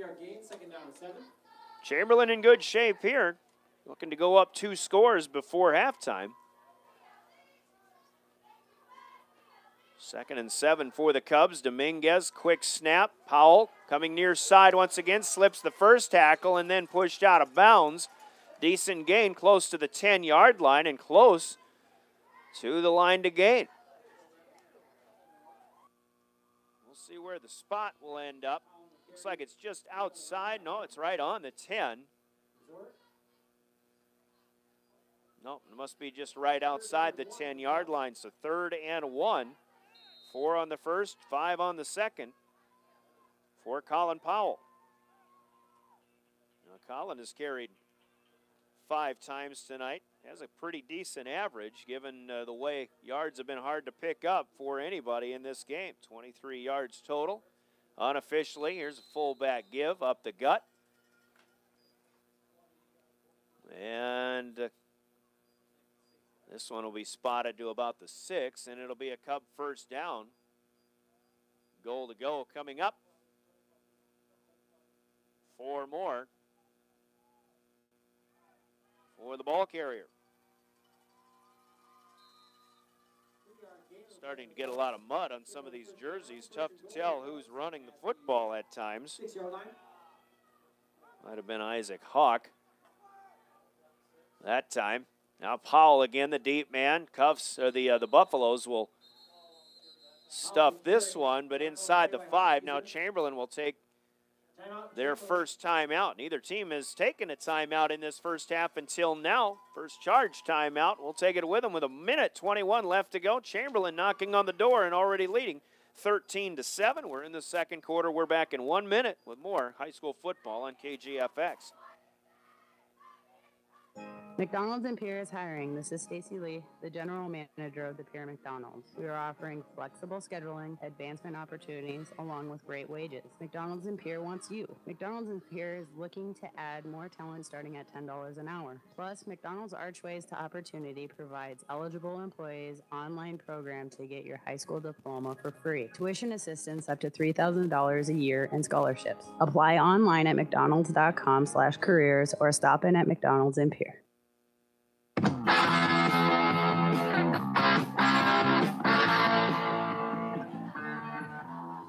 Chamberlain making more plays so far tonight as they lead Stanley County 13-7. We'll try to get you some scores when we get to halftime.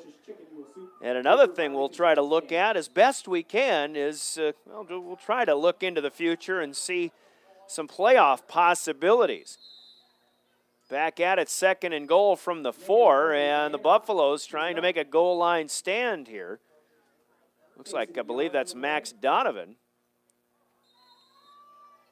Or is that Dominguez? That's Dominguez who kept it himself, number 3 instead of number 2.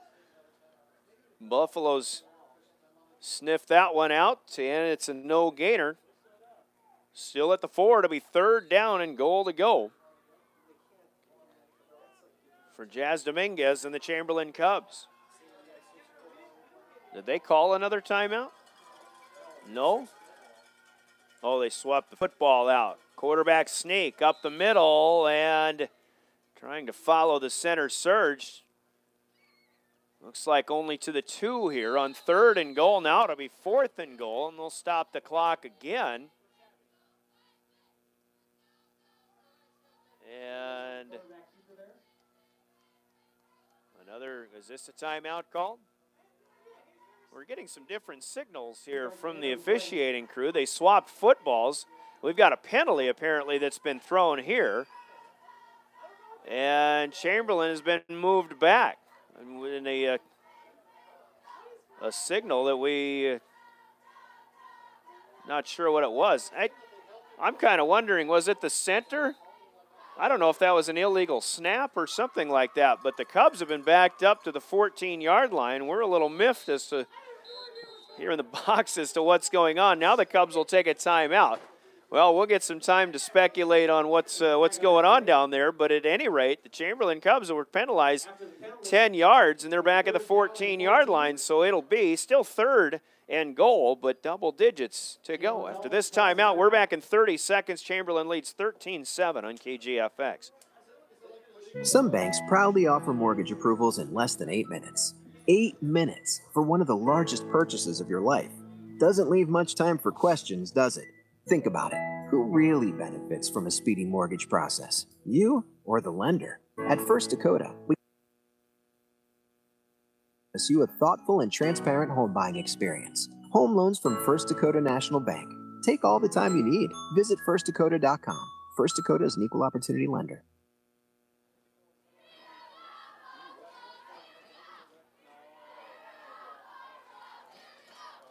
We're back at Ole Williamson Field. 3rd down and goal for the Chamberlain Cubs after a 10-yard penalty on what was a quarterback sneak. They have it at the 14-yard line, and Jazz Dominguez will run for his life. There's a block in the backfield. Dominguez heaves it up, middle of the field, and there's pass interference in the end zone. So now we've got 3, and then there was a flag thrown in the middle of the play. Chamberlain committed a block in the backfield. That was a wild play. Dominguez heaved it up toward the goalpost from the near side, all the way back to the middle of the field. Stanley County is going to get tagged for pass interference, and now we've got an ineligible man downfield for the Cubs as well. So everything offsets, according to Randy Klutz, and we'll just replay 3rd and goal from the 14-yard line. Well, you see that quite a bit with plays that take a long time to develop, and it ends up getting into more of the playground style. You get an offensive lineman that ends up 5 yards ahead of the line of scrimmage before the football is thrown, and that constitutes ineligible man downfield. So a good job to see that by the umpire, but there were penalties on both sides, and again, we're replaying, but time still ran off. There's 28 seconds left here in the first half. Dominguez is looking to throw. He goes far side, has a man, but he leads one of two receivers too far. I believe Hayden Evans, the taller of the two out there, to the far side pylon. So nothing here, and it's 4th down and goal for the Chamberlain Cubs, trying to make it a 2-score lead going into the half as they have 28 seconds to play. They could try to kick a field goal, or they may go.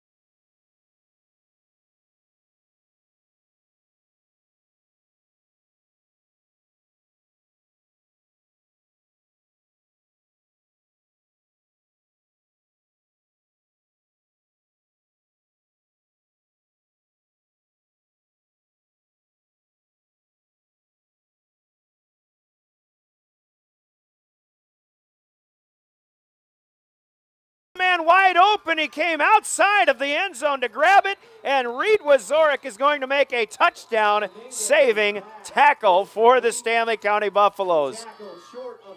That was a good job by Lenke, Christian Lenke, who came back to the football. He ended up all by his lonesome, catches the football, but he had to come outside of the end zone in order to haul that pass in.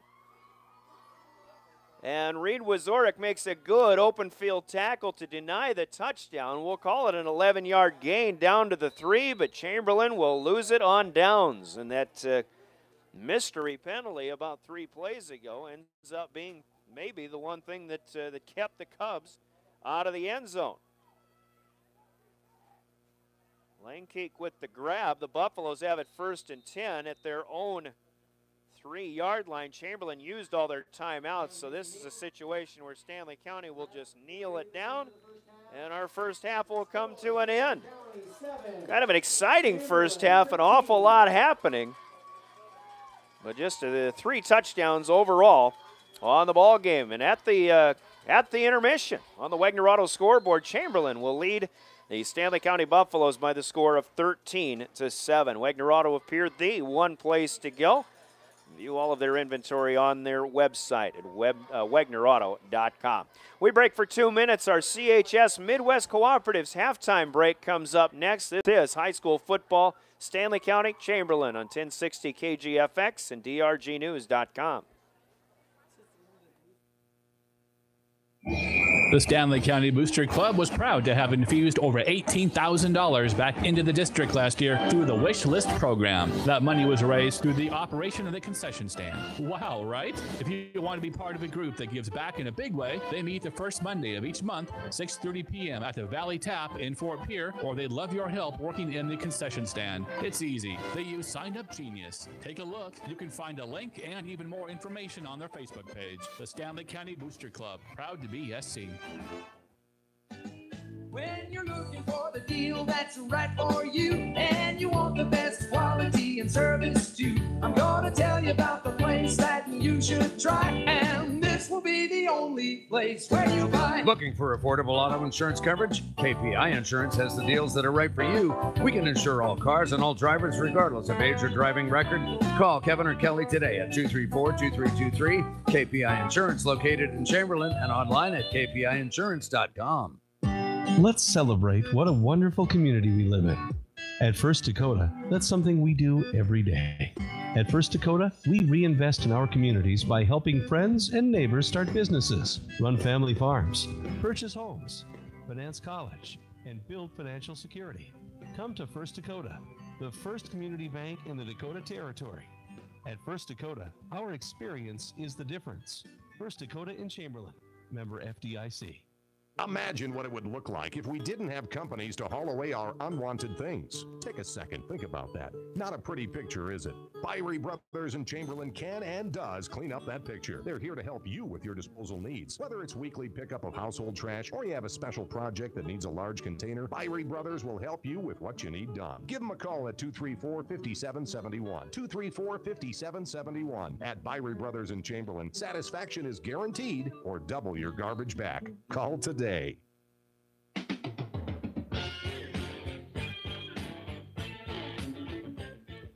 Welcome back to Wally Williamson Field. A chilly night here, the final night of the high school football regular season. Chamberlain leading Stanley County by the score of 13-7. I'm Brian Oakland back with Brady Roseland back in studio. Brady was running that Pier game earlier and then got sent down to cover this one, and we were trying to figure out if the Governors may have come all the way back and upset Sioux Falls Roosevelt. It sounds to me, looking on a Facebook post though, that Sioux Falls Roosevelt won that game by 6, and we'll assume it to be 40-34. But quite a ball game there in what looks like the Governors' second loss of the season. But here in Fort Pierre, pretty good ball game too, as Chamberlain leads 13-7. We had a lot of 3 and outs. The first drive of the game was to Chamberlain, but they only went 3 and out. They kicked it away. Stanley County started on their own 49-yard line. We found out early that it was going to be difficult to gain some yards on the ground, although after the Buffaloes got a 10-yard pass through the air to set up a 4th and 1. Dylan Gabriel got just the 1 yard that they needed. Might have been a little fortunate to move the chains, but 2 plays later, after a loss of a yard, Dylan Gabriel came around right side, bounced off an offensive lineman, and then he cut up the middle of the field and was gone, 42 yards to the house. And Reed Wazorek made it a 7-0 lead with his first PAT. That was at the 7:24 mark of the first quarter, very early in this game. Chamberlain on the ensuing possession started on their own 33-yard line, came out with a trick play, lined almost everybody in the offensive line out on the near side of the field, except for the quarterback. And Jazz Dominguez essentially hiked the football to himself, and he threw out to Colin Powell, who got 35 yards on the pass play down the near side. 2 plays later, Dominguez kept it himself, and he ran it in from 26 yards out. They tried for 2 with Nash Hutmaker in the backfield, and were unable to convert. So Chamberlain back within 1 at 7-6, 6:23 left in the first. And then the Buffaloes did pick up a first down, got into Chamberlain territory, but fumbled the football at the 43-yard line. The Cubs got it back, but we traded 3 and outs on a few plays. And then 2 possessions later for the Buffaloes, Riley Hannum on a drive that started on the Stanley County 9-yard line threw an interception. Dominguez picked that one off, and Chamberlain was set up with a golden opportunity at the Buffalo 24-yard line. It took them 3 plays. They get a 20-yard touchdown pass from Dominguez to Marty Ross, and Max Donovan came in, tacked on the PAT, and it was 13-7 Chamberlain as of the 10-minute mark, or 10:21 mark of the second quarter of play. Buffaloes had some promise with a first down picked up on their next play, but went 3 and out from there. They did pin the Cubs back at their own 25-yard line, where they went 3 and out, but the Buffaloes again struggled to pick up yardage to move the chains as well. And a short punt put the Cubs back to the Buffalo 20-yard line. They did pick up a first down into the red zone, in fact, into a goal-to-go situation, but after a 10-yard penalty, got them back to the 14, a 4th down and goal, and an 11-yard pass play from Jazz Dominguez to Christian Lenkeek, but Reed Wazorek saves the touchdown with an open field tackle, and Chamberlain ended up turning it over on downs. Chamberlain knelt on the ball once, and here we are at half with Chamberlain leading 13-7. Not a lot of yards for Stanley County tonight, 80 total, and 42 of them came on one play with that 42-yard touchdown from Dylan Gabriel. Dylan has carried 12 times overall for 56 yards. J.D. Carter has 3 carries for 3 yards. Brady Hofteser with no gain on his only carry of the night. Riley Hannum has 5 carries with losses of 9 yards. Most of that came on a fumble of a shotgun snap that went through his hands, but we gave him the rushing yards, or the negative rushing yards, as it were. Hannum went 3 out of 4 through the air, has completed 3 passes for 30 yards total. 1 pass to J.D. Carter for 15 yards, 1 to Brady Hofteser for 10, 1 to new tight end Nathan Cook for 5 yards. The Buffs only had 3 first downs in the first half, 1 penalty marked against them for a loss of 10 yards, and 1 fumble and 1 interception. 2 turnovers lost by the Buffaloes to hurt their cause here in the first half. Chamberlain has the yardage advantage to the 80 for the Buffaloes. It's 137 total for Chamberlain, 71 that they have on the ground, led by the quarterback Jazz Dominguez with 4 carries and 31 yards, including a 26-yard score. Isaac Hawk has 15 yards on 6 carries. Actually, Colin Powell next in line with 23 yards on 5 carries. So 71 overall for Chamberlain on the ground. Dominguez through the air is 3 out of 8 completions for 66 yards. Has the 35-yarder to Powell, the 20-yard touchdown to Marty Ross, and that last 11-yard completion that came up short by Christian Lenkeek. Only 2 first downs for the Cubs, but they have a couple of big plays to add to their cause as well in their total yardage. 2 penalties for losses of 15 yards. No turnovers, even though Chamberlain did fumble and almost lose a fumble on the opening kickoff of the game, which could have set Stanley County up in a great situation. But as it is, it's 13-7. Here at the half, which is brought to you by CHS Midwest Cooperatives and cities throughout central South Dakota. We're back after a 2-minute break. We'll look at the scores, and we'll try to make some kind of sense as to what the playoff potentials are for both of these teams and for other area teams coming up, with more at the CHS halftime break. You're listening to Buffalo and Chamberlain Cup football on KGFX and DRGnews.com. Great Western Bank in Chamberlain reminds you they're committed and ready to lend, staying flexible to put your situation first. With all the local decisions and personal attention of a hometown community bank. It's the best of both little and big. Bank on your time with their online and mobile banking.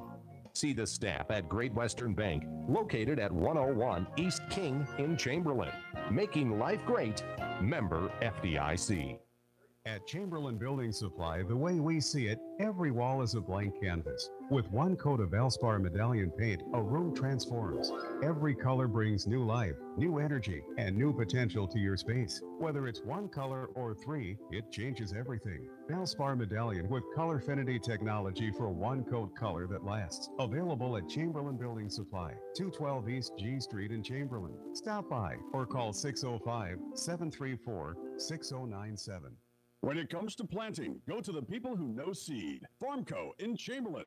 They are your pioneer dealer with a full line of seed corn, soybeans, sunflowers, and milo. They have grass seeds available in any variety. Farm Co. has a feed cleaner right at the store. Tony and his team can help you with all your seed needs and is a full-service provider of animal health, farming, and ranching equipment. Depend on them for expert advice and products to make your operation successful. Farm Co. in Chamberlain, Platte, Winter, and Kimball, dedicated to earning your business. The future of our region lies in the young people who are involved in athletics, music, art and drama, and the many other organizations in our schools. Al's Oasis Clothing, Restaurant, and Gift Shop congratulates everyone who contributes and competes during the school year. We're proud of all you do and happy to support the many activities in our area schools. We appreciate the many young people who work part-time with us at Al's Oasis. Good luck and enjoy your high school years from all of us at Al's Oasis Clothing, Gift Shop, and Restaurant.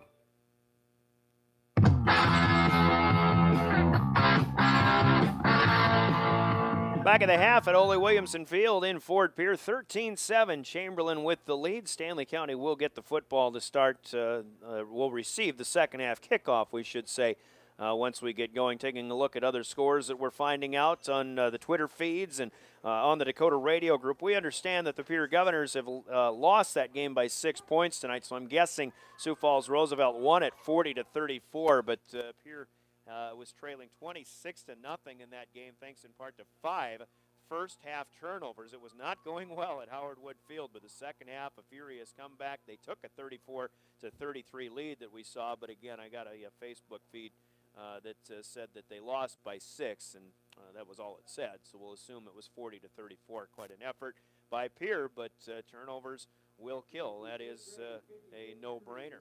A couple of other scores that we're seeing in Class 11B. Canton, the #1 team in the state, is leading Wagner out of the SESD 28-0. That's a comfortable Canton lead in the second quarter. In the nearing halftime, big 9AA game. Garrettson, who is undefeated, is leading undefeated Canastota Freeman 22-8. I think Canastota Freeman's #1 ranked, or Canastota Freeman's 9A. Garrettson is 9AA, and pretty good ball game, but the Blue Dragons lead that one in the second quarter as they approach halftime. Running through some other scores, a lot of them in the southeastern part of the state, did see that Jones County White River has a 38-0 lead there at the half, and they're playing Rapid City Christian tonight as the Wolverines look to go into the playoffs as a 2 seed in Region 4 of 9AA. Our KPLO game is also at the half. Kimball White Lake leads Lyman comfortably 37-0. Kimball White Lake looks like, by our estimations, that they will be going to Jones County White River in the first round of the postseason next Thursday. And Kimball White Lake also looking good against Lyman tonight, 37-0. Lyman may be a 5 seed, well, actually a 4 seed, tied with Phillip, but they'll have the tiebreaker on that one. I think Lyman goes to Timber Lake next week. Sioux Falls Christian is surprising one of the better teams in 11A tonight in T area, 16-6. Sioux Falls Christian, the defending 11B champions, with the lead there. Another surprise from the 9B ranks, Castlewood trailing Elkton Lake Benton 16-14 in the eastern part of the state as well. Irene Wakanda impressing against Baltic 28-0, among other scores that are going on. All right, here's what's happening as we take a look at playoff possibilities next week. In Region 4 of 11B, where Stanley County calls home, you've got Lee Deadwood with a 7-1 record. Then you've got Winter at 5-2, Red Cloud at 5-2, and Stanley County at 5-2. But Winter has the power average that would put them as a 2 seed. Red Cloud and Stanley County are actually tied in the 3rd spot with the same power ranking. Custer, who is playing at who is hosting Lee Deadwood tonight, has a strong power average as well as the 5 seed out of the region. So what we expect, or if we were to make predictions, Lee Deadwood probably has the upper hand against Custer tonight. If that happens, then Lee Deadwood probably stays as the #1 seed. Winter, whom we expect to beat Woonsocket Weston and Spring Sanborn Central, should be the 2 seed. Red Cloud is hosting Little Wound tonight, and they played that game this afternoon. Don't have a score on that, but we expect Red Cloud to have won that game to move to 6-2, which means if Stanley County wins this game, there's a pretty good possibility that they tie Red Cloud in power average with an identical power average. And the tiebreakers really aren't there. I think they'd have to go all the way to a drawing or a coin flip, and basically whoever would win that coin flip, and let's use that term loosely, would probably become the 3 seed and have to go to #2 Winter on Thursday night. Whoever would lose that coin flip probably becomes the 4 seed and would go to Lee Deadwood, albeit that would be a much more favorable road trip to go to Lee Deadwood than it would be to go to Winter. And we're not just talking about nightlife and things like that, but Lee Deadwood would be a better opponent to play, obviously. Custer, I think, probably still going to be a 5 seed, but probably has enough power average to go to at large to another region, perhaps Region 1, where Mobridge Pollock, Aberdeen Roncalli, and Groton are firmly in the top 3, but the bottom 3 in that region does not have the power averages to stay in the playoffs, I don't believe. As for the Chamberlain Cubs, in Region 3, Bridgewater Emery Ethan is at 6-1, Mount Vernon Plankinton 7-0. They're the top 2 teams. Woonsocket Wessington Spring Sanborn Central 3-4 will be the 3 seed. Chamberlain in my opinion, should be able to stay a number 4 seed, even if they lose this game. But the question will be, will they get knocked out by an at-large team? They do have McCook Central Montrose behind them, but they're hosting West Central tonight, not a favorable game. Of course, Wagner's also in the region, but trailing big at the half against the number 1 team in the state. So Chamberlain, if they win tonight, will be 3-5, and possibly and probably quite likely stays in the playoff picture, but they would have to go to the number 1 seed, whether that be Bridgewater Emory Ethan or Mount Vernon Plankinson. That would be the Chamberlain game next Thursday. If Chamberlain loses this game, predictions I was trying to make, I saw a scenario that Chamberlain would be tied with a team out of Region 2 who could be an at-large team in Elk Point Jefferson. If Elk Point Jefferson happens to beat Vermilion tonight out of the 11A ranks, then I think that may knock Chamberlain out of the playoff picture altogether, regardless of whether Chamberlain wins this game tonight or not. But again, we've talked with Coach Folt about it. We talked with Coach George Kane about it as well from Chamberlain. There's so many things that could happen tonight. Once the Activities Association gets all of the scores tonight, they will have, in all likelihood, those playoff pairings ready to go tomorrow morning. So that's kind of what we're looking for. So what that means is we're not really sure where Stanley County will be playing, or if or where Chamberlain will be playing next Thursday night when the playoffs begin. Either way, though, of course, for the Buffaloes, we will have coverage of Stanley County playoff football either here on KGFX or on KPLO. We'll have some things to sort out there as well. We may cover Sully Buttes through the postseason, as they've got a lot of promise as well. Going through the postseason, looking for a return trip to the Dakota Dome in the 9B ranks, among other things. So we can speculate all night long. It would be fun to do that, but we've got a second half that we're going to have to get to in just a little bit. Let's take a 30-second break, and we'll kick it off as the Buffaloes trail Chamberlain 13-7. Stanley County to receive the second half kick after this on KGFX. When it comes to protecting your diesel engines, we're with you. Less downtime and injector repairs, we're with you. Better fuel economy and power, we're with you there too, with Cenex Fuels from CHS Midwest Cooperative. And whether you're running a fleet or a farm, you'll get unbeatable performance from our unique balance of 7 top quality additives. Looking for tank monitoring so you don't have to worry about running out? Well, we're with you there too. So upgrade to Cenex Premium Diesel from CHS Midwest Cooperative today.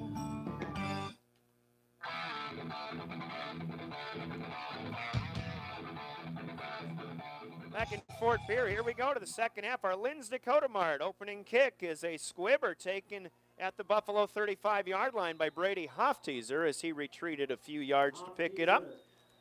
And Stanley County will have good field position to start the second half. With Brady Roseland in studio, Brian Oakland here at Ole Williamson, listening to Stanley County Buffalo football with the Chamberlain Cubs on 1060 AM, KGFX, 107.1 FM as well. Fort Pierre, we are a member of the Dakota Radio Group. We're online at drgnews.com, and we've got the YouTube feed up and running.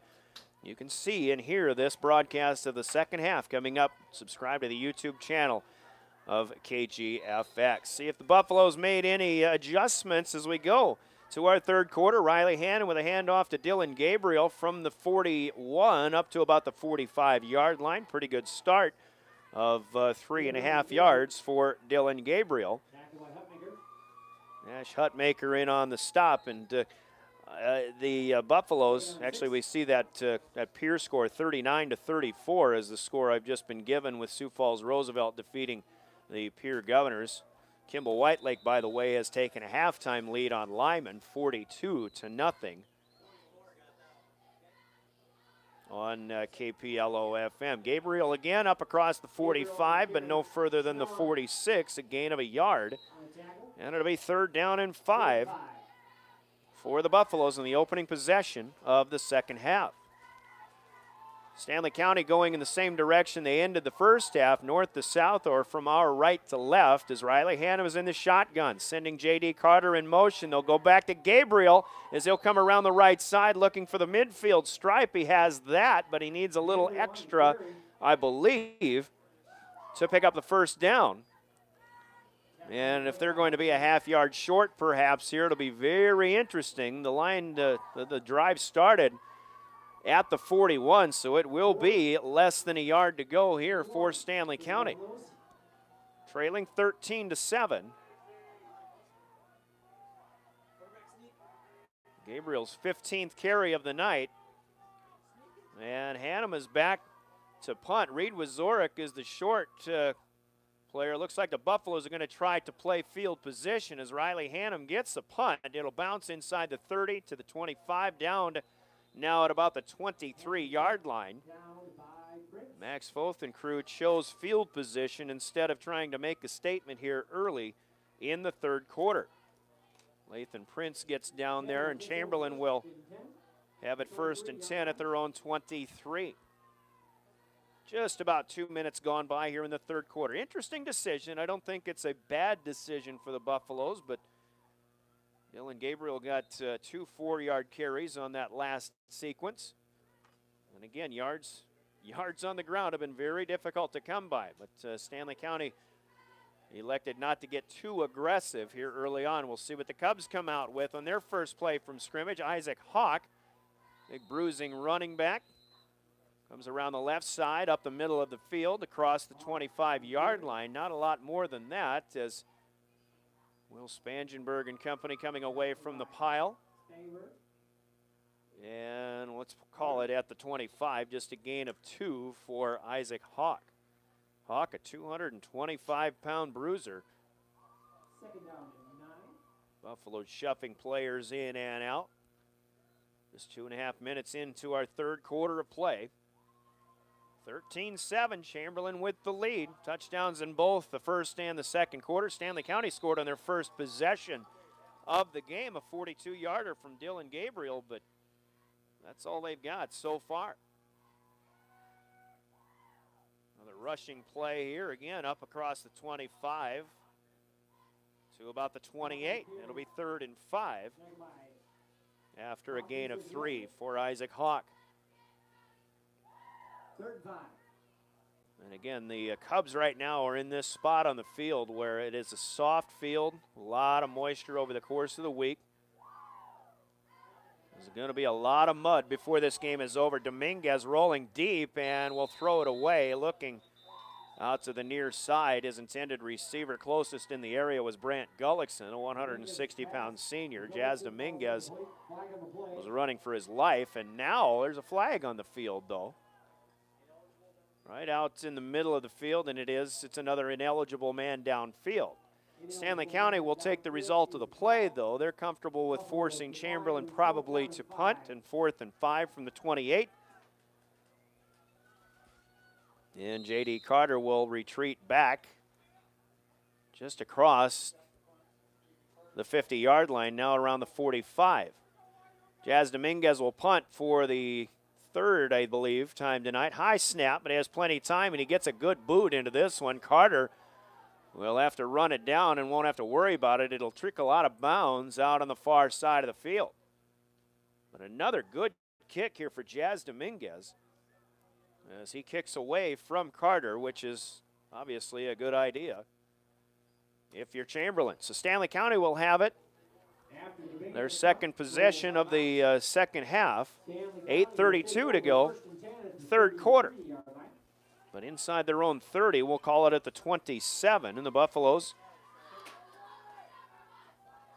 still searching for a possession where they can come out and move the chains. Neither team has picked up more than 1 first down on any of their possessions tonight. At 13 possessions, 14 if you count one kneel down by the Buffaloes to close out the first half. 13 possessions, now 15 in the ball game, and neither team's been able to gain a lot of ground. Certainly not on the ground, although Gabriel has a decent pickup here up across the 30. We'll put it at the 31, another 4-yard gain for Dylan Gabriel on his 16th carry of the night. Dylan up around 70 now on the night, but he has been carrying a lot, 16 times now. He'll be the deep man behind Brady Hofteaser in the I formation. J.D. Carter split wide to the right. Ball's inside the near hash mark. Hannum back to throw. Quick hitter is out to Carter. He comes back and grabs it, turns it upfield, spins out of one tackle, is across the 40-yard line, brought down finally at the 42, And that, I think, is what the Buffaloes are going to have to use is the passing game to get the ball in J.D. Carter's hands, try to make some people miss in the open field. He's got it up to the 41. It's a Stanley County first down, as Riley Hannum is 4 out of 5 for 45 yards now. Carter's second catch of the night. As we pan to the middle of the field in the YouTube screen. Gabriel slipped at first, comes through the hole on the right side and is into Chamberlain territory. And a first down gain and the second longest rushing play for the Buffaloes tonight. Dylan slipped at first, but he got his footing, got his bearings about him, and makes it all the way to the Cub 47. That'll be a gain of 12, and there you go. The Buffaloes get 2 first downs for the first time tonight on any of their possessions. And Hannum will bring them up under center on the far hash mark. Still in the eye. Hofteaser tries to lead the way. Sidestepping as Gabriel tries to cut back into the middle of the field. Chamberlain sniffs this one out and stuffs it well. No gain this time for Gabriel. Stays at the 47. He might have got a half a yard on it. Josiah Thompson is in on the stop. No gain, second 10. Chamberlain's got a lot of people on their roster, and they've got a lot of capable players as well. They get a lot of people in there on defense as well. Hannum under center once again. Out of the crouch, rolls out, takes a big hit, and the pass is picked off. And the Cubs are going down the far side. I believe it might be Colin Powell, just judging by stature, and a pick 6 for the Chamberlain Cubs. I was looking more at Hannum taking the hit that he did. I didn't see the ball get picked off, but all of a sudden the Chamberlain fans, or the Chamberlain players down in front, started celebrating, and Colin Powell, I believe it was, streaks down the far side with a good head of steam. Pick 6, a third turnover thrown by the, given away by the Buffaloes. And Max Donovan in for one more, and this one ends up going straight up in the air, and it just crosses the goal line. That one wasn't fair by much, but it was fair by more than enough. As Chamberlain tacks on 7 with a pick 6 and a defensive touchdown. Updated score, Chamberlain leads Stanley County 20-7. And the Cubs will kick off when we come back in 30 seconds. You're listening to Stanley County and Chamberlain High School football on KGFX. McDonald's in Pierre is hiring. This is Stacy Lee, the general manager of the Pierre McDonald's. We are offering flexible scheduling, advancement opportunities, along with great wages. McDonald's in Pierre wants you. McDonald's in Pierre is looking to add more talent starting at $10 an hour. Plus, McDonald's Archways to Opportunity provides eligible employees online program to get your high school diploma for free. Tuition assistance up to $3,000 a year and scholarships. Apply online at mcdonalds.com/careers or stop in at McDonald's in Pierre.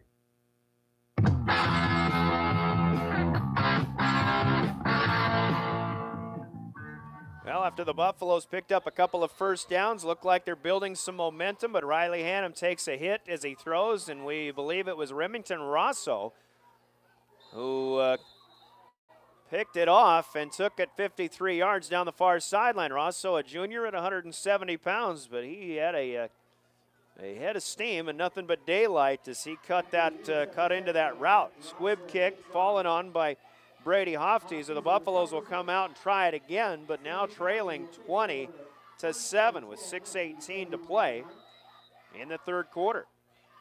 That Max Donovan kick didn't clear the crossbar by, it was plenty high. It was almost straight up in the air, but it came down just across the goalpost. So here come the Buffaloes near hash mark again. See if they can just try to regain that momentum. Nowhere to go for Dylan Gabriel. Starting at the 41-yard line. And that's at best where this play will end, but it'll look like Gabriel loses a yard. Good push here by the Cubs defense. And Gabriel will lose a yard. It'll be 2nd down and 11. Playoffs again begin on Thursday night. There's not a good chance the Buffaloes will be at home. Certainly not if they lose this football game, but we'll be wherever they are. Hannum wants to throw long as Carter tries to redirect and adjust to the path of the football, but cannot get it out on the far side. That's a rare incompletion on this night, as Riley Hannum had completed 4 out of 5. Hannum took such a big hit on that last pass, though, that was picked off and returned. You think he might be a little bit gun shy now. Had to get rid of that one maybe sooner than he had originally intended. So it's 3rd down and 11 here for the Buffaloes. Hannum's in the gun. Half-hearted play action goes over the middle of the field looking for Hofteaser, but too high over the head of the 6'3" tight end. Brady had come out of the backfield and lined up on the end to get in the passing route that time. Hannum overshoots him. And the Buffaloes are in a punt situation again. Still a lot of time left in this game, 5:29 in the 3rd, to be exact. Hannum is back at his own 30. He'll punt a short hop snap, and he is not going to have time to get rid of it, but he'll push it ahead to Reed Wazorek. Now to the 40-yard line, still a live ball. It'll be shy of a 1st down, but certainly better than nothing for the Buffaloes. Hannum to Reed Wazorek ends at the 49-yard line. I guess that'll be a 9-yard gain, but as it is, the Buffaloes will turn it over on down. We'll give them 10, in fact, to the 50. Zorek's first catch of the night, but again, that's not what the Buffaloes had in mind. Midfield stripe is where the Cubs have it with a 20-7 lead. Chamberlain defeated Stanley County last year in the final game of the regular season easily in Chamberlain. That one was 40-7, and they threw the football all night long, it seemed, in that one. Dominguez has done some damage through the air here. Stanley County still continues to sniff things out. When Chamberlain tries to run the football, Isaac Hawk gets nothing. On the first play of this sequence, it'll be 2nd down and 10. Cub uniforms on this soft and muddy field are getting tougher and tougher to understand who's who out there.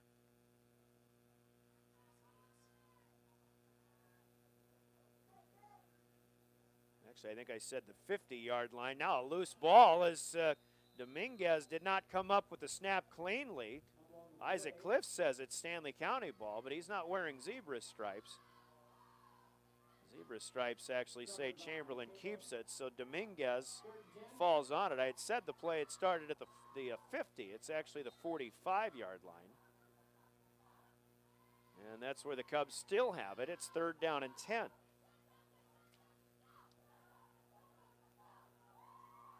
So if it started at if we're at the 45, that last pass play from Hannum to Wazorek, for what it's worth, covers just 5 yards instead of 10, but still obviously Chamberlain football. 3rd and 10. Dominguez in the gun, and he's rocking and firing down the near side. And Marty Ross had it, but loses it, and there's a flag thrown. Reed Wazorek is in coverage. And I'm not sure who they're going to get. I'll be perfectly honest. I thought it almost looked like Marty Ross had the sleeve of Wazorek, but I didn't really see the end of the play. Wazorek may have DPI here, but looks like they're bringing it back, and it will be offensive pass interference. And probably because Ross had Reed Wazorek by the sleeve. Seemed like he was dragging him all the way down, so an incomplete pass, dragging him all the way down the field. That was a beautifully thrown ball, though, by Jazz Dominguez. You got to see what he is capable of. Dominguez is back to punt, though.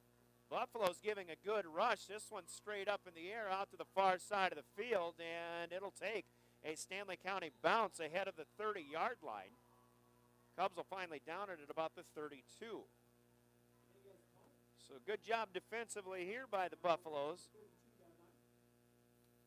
As Dominguez's shortest punt of the night in 4 or 5 attempts, and Stanley County again takes over on their own 32 with 3:36 to go, still in the third, but Chamberlain with a pick 6 so far here in the third quarter. Ups their 13-7 halftime lead, and now 20-7. Buffaloes with a 5-game winning streak on the line, among other things. Hannum's into under center. They'll start with Dylan Gabriel. Bounces out right side to the short side of the field. Crosses the 35. Does a good 4 or 5 yard pickup on first down.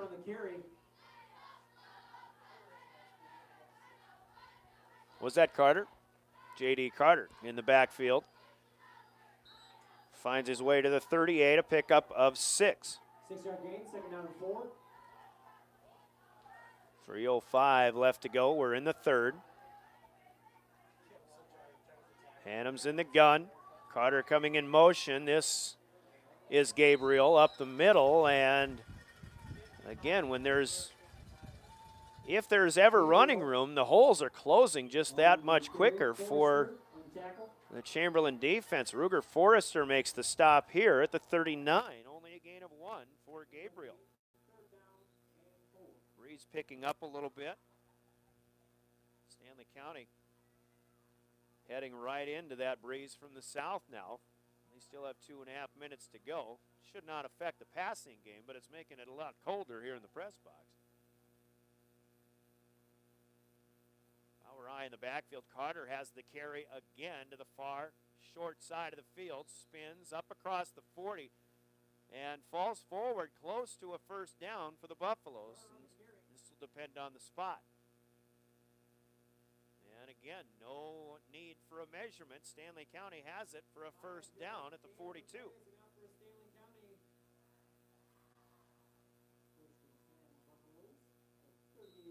5 carries now for J.D. Carter, 2 for 9 in the second half, only 12 yards overall. On the game, Stanley County hopes he still has a big play left in him, but Buffaloes trail by 2 scores. Here's an option pitch out, quick pitch to Gabriel. Stiff arms one man, runs over another to the 35. And right up near the Chamberlain sideline in front of us. If I said 35, I meant 45. Might have gotten a little chippy toward the end of that play, but up across the 45. Oh, there is a face mask on the end of the play. So Gabriel runs 3 yards to the 45, and they're going to tack on a major penalty here, 15 yards against the Cubs. And that will move Stanley County up into Chamberlain territory. And they will set up shop 1st and 10 at the Cub 40. So 4 first downs for the Buffs now here in the second half. That's the 3rd penalty marked against the visiting team. Under 2 minutes to go in the third, 1:50 to be exact. They'll start up 1st and 10 with Carter. And we've got a flag thrown in from the umpire in the end of this play, which is 9 times out of 10, or maybe 19 out of 20, holding. And this one would go against the Buffalo. No, they're going to wave it off. So, result of the play anyway, still a gain of nothing for whether that was Gabriel or Carter, I can't recall. Carter, thank you. 2nd and 10 now for Stanley County. When in doubt, ask the PA guy. 90 seconds to go, third quarter. Buffaloes have 2 wideouts to the right side. One in motion is Carter coming this way. Fake it to him, give it to Gabriel, but Chamberlain's in the backfield again. And this is Ruger Forrester, who continues to have a big ball game defensively. A loss by the Buffaloes all the way back to the 44. Loss of 4 this time. 21 carries for Dylan Gabriel, but only one of which went double digits. Actually, 2 of them for double digits. The big one was a 42-yarder, but that was the first possession of the game. Stanley County has nothing since. They trail 20-7. Hannum back to throw. Timing pattern has Carter on the near side. He steps out of bounds just shy of the line to gain. It's a good play for the Buffaloes, but Carter was backpedaling when he hauled that one in. He has it to the 30-yard line. It's a gain of 14, but it'll be at about a half a yard shy of the line to gain. Down marker is right down near the line to gain marker. Stanley County will go for it this time. 4th and 1 from the Chamberlain 30-yard line.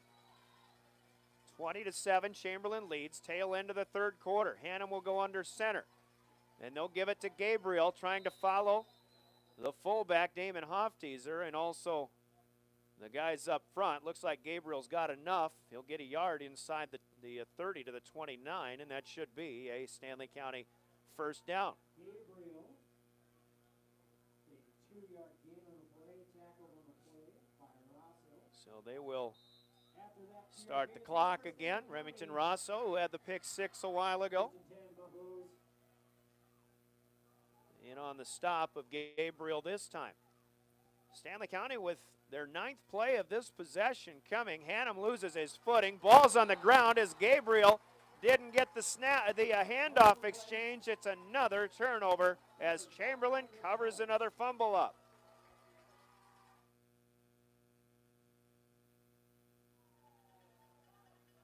Well, this one I think you have to chalk up to field conditions as Riley Hannum tried to get it to Gabriel, but his foot slipped out from underneath him. Gabriel didn't have a good handle on the handoff exchange. And the Cubs have their 4th takeaway of the night. Chamberlain has not turned the football over tonight. They've got the +4 advantage, and they have the 20-7 advantage on the scoreboard. 11 seconds left in the third. And Stanley County's 5-game winning streak is officially in jeopardy now. And we've got a penalty pre-snap against Chamberlain here with a false start on 1st and 10 from the 31. That'll back them up to the 26. 1st and 15. Buffalo defense has still played very well tonight. Our 94.5 KPLO game is done. Mercy Rule win for Kimball Whitelake. They defeat Lyman by the score of 54-0.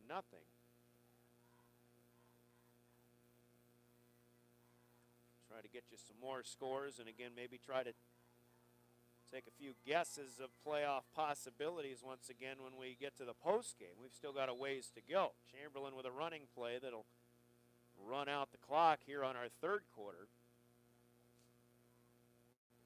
Nope. Does they have a Buffalo penalty? Maybe a face mask on the end of the play.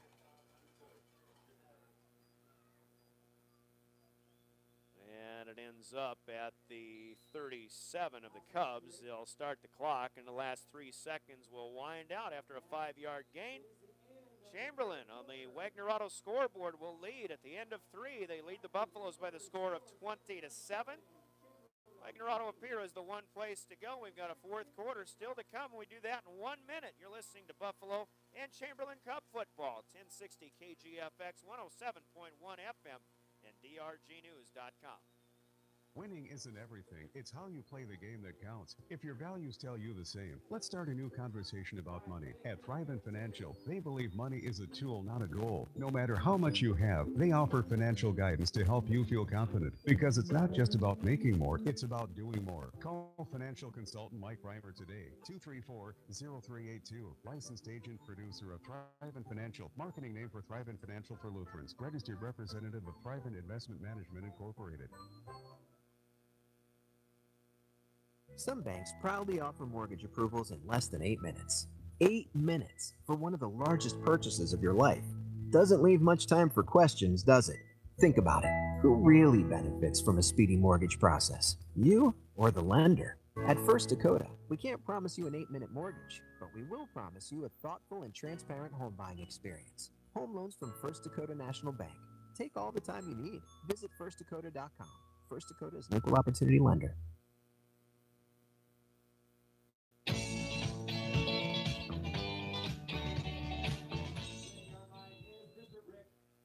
Welcome back as we're at Ole Williamson Field. Chamberlain with the football and a 20-7 lead. They led 13-7 at the end of the first half. They got a pick 6 from Remington Rosso in the third quarter. And we'll have an intentional grounding penalty probably to start our fourth quarter. As Jazz Dominguez rolled out to his right side, he threw it into open space out on the far side of the field. There really wasn't any receiver to speak of in the area. The officials will talk about it. And flag was thrown by the line official out on the far side. Play started at the, I believe, the 36-yard line, and they will mark them back then to the 26. Penalty is intentional grounding. And that'll be a loss of down as well.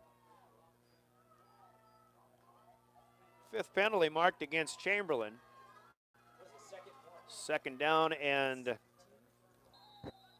let's see, from the 26, second down at about 16. Dominguez heaves it long down the far side and some contact, but both receiver and defender trying to get back to the football as this one ends up being a little bit underthrown. So it'll be third down as Dominguez again showing off that arm, which has been very impressive. He does have one touchdown pass tonight, a 20-yard floater to Marty Ross. But as I've got it, just 3 out of 11 so far on the night. Last year, if I remember correctly, I think Jazz threw for well over 200 yards against the Buffs. Stanley County game planned against the pass. They did not game plan for the wet field, which has contributed to 4 turnovers. Would give Chamberlain a lot of credit. They have not turned the ball over yet tonight. Over the middle, and a wobbly pass that goes through the hands of Hayden Evans at the 40-yard line. So, another incompletion here. 4th down, 16 for the Cubs. And the Cubs will have to punt. Chamberlain's punted an awful lot tonight, but again, their defense has set them up. Their defense has scored 1 touchdown, set them up with a 24-yard field for another touchdown. And then they had a couple of big plays for their what was their first touchdown of the night as well. Short punt, but Dominguez got rid of it in a hurry as the Buffalo Rush continue to bring the noise. Stanley County, though, will have it 1st and 10 at, looks like the Chamberlain 47-yard line. If you're Stanley County, you probably are looking at this possession, as we'll actually start at the 48. But this possession is the one that Stanley County must make something positive happen. You're in the 4th quarter. You still have a lot of time, but it's time to start building some momentum and make this a 1-score game if possible. J.D. Carter. Boy, that was a lot of traffic going away, and Carter has the sweep around the left side. First down pickup inside the Chamberlain 35 to the 30, down close to the 25-yard line. The fullback and the fake to the tailback both went up the middle of the field, and then J.D. Carter won the race to the corner, and he turns it upfield. That's a big, probably the biggest play for the Buffaloes since their 42-yard touchdown back on their first drive of the night. To the Cub 26 and a first down. Stanley County 22 yards for J.D. Carter.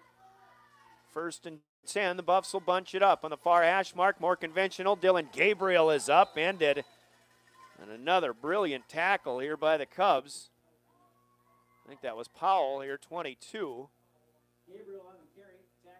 We've talked with Max Foth over the course of this season about the improvement of the Buffalo defenders who have done a lot better job tackling, as Coach Foth would say, in space. And that's what we're seeing the Cubs doing very well tonight. Open field tackles have been very technically sound. Let's put it that way. Reed Wazorek is a wide out to the right side. Carter comes out and joins him in the slot. Hannum running for his life, and he'll be thrown down. A quarterback sack by the Chamberlain Cubs. And it's 55 again. Ruger Forrester, who defensively is having himself quite a ball game tonight. Loss back to the 35. First sack of either quarterback tonight. This one a loss of 9. And the Buffaloes will have it 3rd and long. Trying to get from the 35 all the way down to about the 16-yard line. Let's call it 3rd and 19. 10 minutes to play. Gabriel will be alone in the backfield. Lathan Prince out wide, and Gabriel takes the pitch but loses the football. And I think he got back to it, but this was going to be a bit of a razzle-dazzle play. Lathan Prince was coming back on the reverse into our direction. Prince is the backup quarterback, so probably Lathan was going to want to throw the football, but ball was dropped by Dylan Gabriel. He falls back on it at the 38-yard line. That's a loss of 3. And Stanley County, 3rd and long here. 3rd and 22, we'll call it, in the shotgun, and now we've got a penalty. This play isn't happening. False start, Stanley County. False start, Stanley County. Their 3rd penalty. Didn't see who flinched, but if 4th and 22 was tough enough, well, try 4th and 27. Penalty takes him back to the 44-yard line.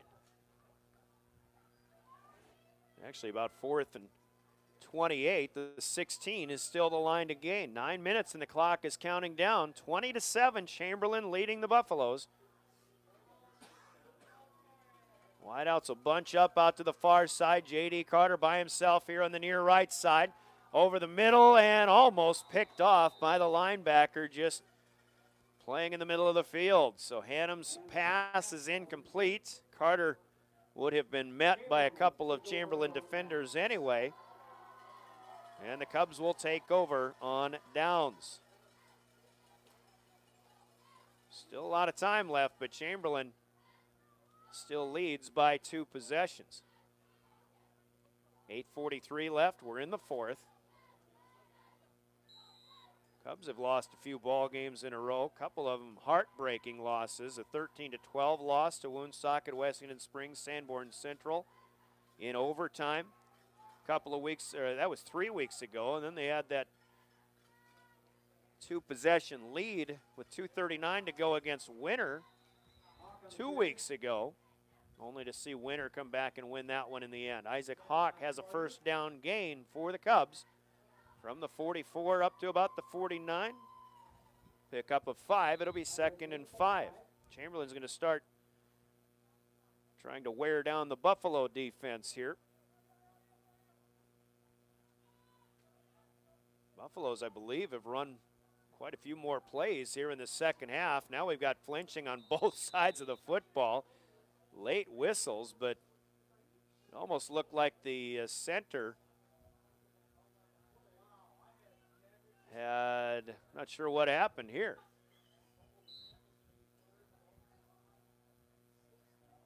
Well, that actually, well, they call that a fumbled snap. So there was a snap of the football. Chamberlain got back on it, ends up losing a yard. They've spotted it to the 48. It looked like an incident where maybe there was no snap. It looked like a false start, and the Buffaloes were drawn offside. But at any rate, it'll be a timeout here for the Cubs as they want to talk about 3rd and 6. Play clock was running out as well. They'll save the penalty there. 7:29 to go in the 4th. Chamberlain leading Stanley County 20-7. We're back after a 1-minute timeout. You're listening to high school football on KGFX. McDonald's in Pierre is hiring. This is Stacy Lee, the general manager of the Pierre McDonald's. We are offering flexible scheduling, advancement opportunities, along with great wages. McDonald's in Pierre wants you. McDonald's in Pierre is looking to add more talent starting at $10 an hour. Plus, McDonald's Archways to Opportunity provides eligible employees online program to get your high school diploma for free. Tuition assistance up to $3,000 a year and scholarships. Apply online at mcdonalds.com/careers or stop in at McDonald's in Pierre. Some banks proudly offer mortgage approvals in less than 8 minutes. 8 minutes for one of the largest purchases of your life. Doesn't leave much time for questions, does it? Think about it. Who really benefits from a speedy mortgage process? You or the lender? At First Dakota, we can't promise you an 8-minute mortgage, but we will promise you a thoughtful and transparent home buying experience. Home loans from First Dakota National Bank. Take all the time you need. Visit firstdakota.com. First Dakota is an equal opportunity lender.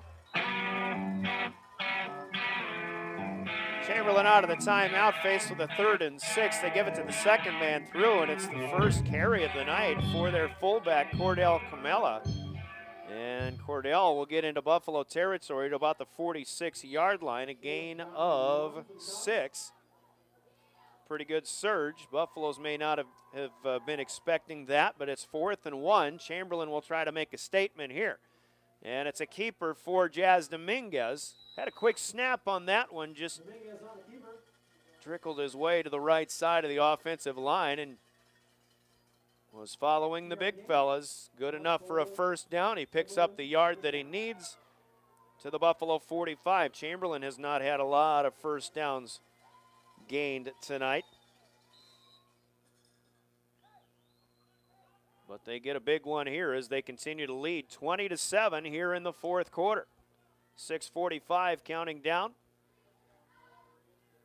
Chamberlain coming up big when they need it. If they want to make the postseason, I think for all intents and purposes, to ensure a postseason berth, they had to win this game tonight. Dominguez loses the football as one of his backfield mates slipped past him. I think that was a quarterback keeper waiting to happen, but he ends up falling on it. Again, the cold, damp football been tough to hang on to for both teams. Back to the 47 go the Cubs with a loss of 2. They don't really care as long as that clock keeps running. The Buffaloes do have all 3 timeouts. And again, Chamberlain still leads 20-7. From the near hash mark, they'll give it. Again, Camella, yes, he makes his way back to the 45, takes a big hit from there.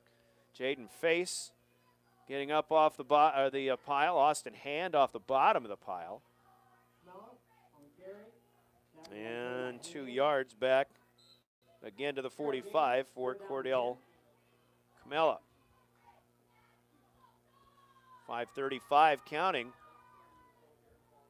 3rd and 10 for Chamberlain. Stanley County needs a stop on this possession in order to try to get back into this ball game. Dominguez gets rid of it, and the ball might be on the ground again. And looked like Chamberlain may have fallen on it again. That's Camella yet again. So 3 carries for Cordell Camella. He'll get a couple this time. To the 42, we'll give him 3. And it would be 4th down and 7. For Chamberlain, and they'll switch personnel here.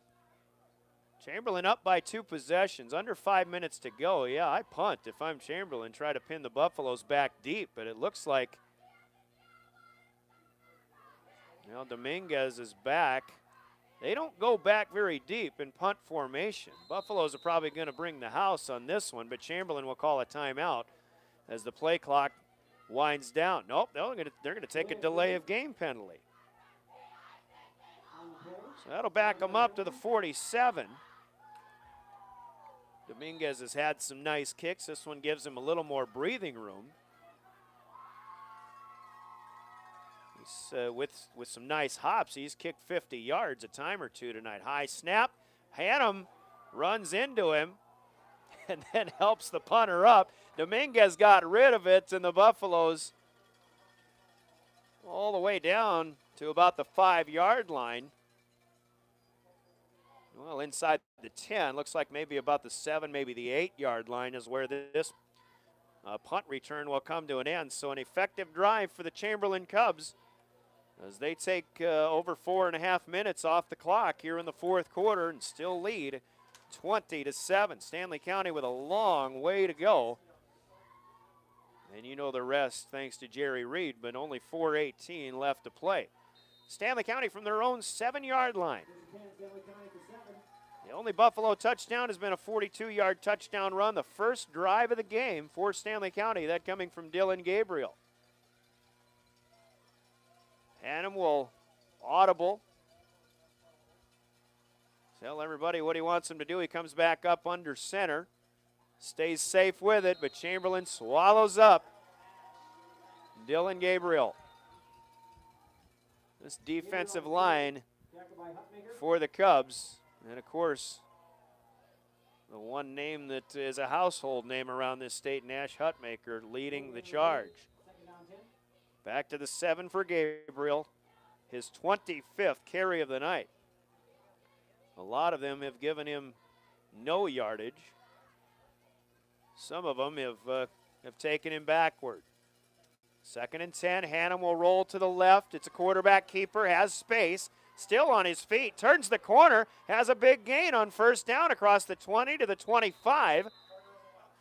And it was J.D. Carter taking the snap, 22 instead of 12.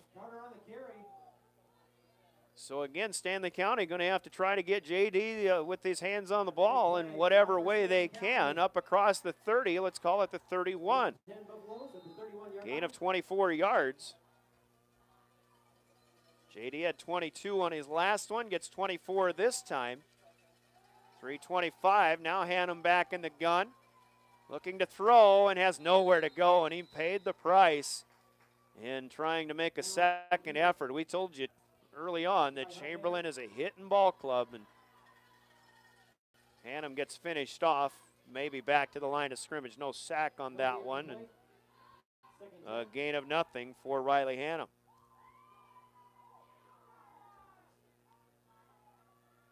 So it'll be 2nd and 10. The Buffaloes in hurry-up mode.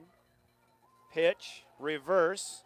Back this way as Lathan Prince. This is the play that the Buffaloes tried to run before, and Lathan Prince gets laid out by Isaac Hawk. An incomplete pass as he is unable to get it back to Riley Hannum. Clock stops with 2:44 left. It'll be 3rd and 10 now at the Buffalo 31.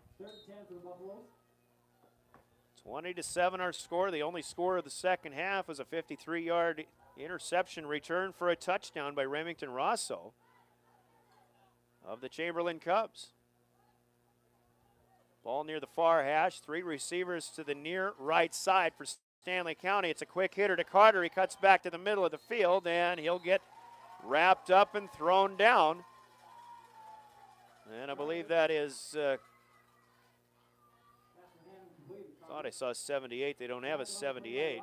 Might have been, well, I was thinking maybe Ethan Colomb, but they say Rosso. So to the 35, just a gain of 4. And the Buffaloes will go for it well in their own territory. 2:10 left in the ball game.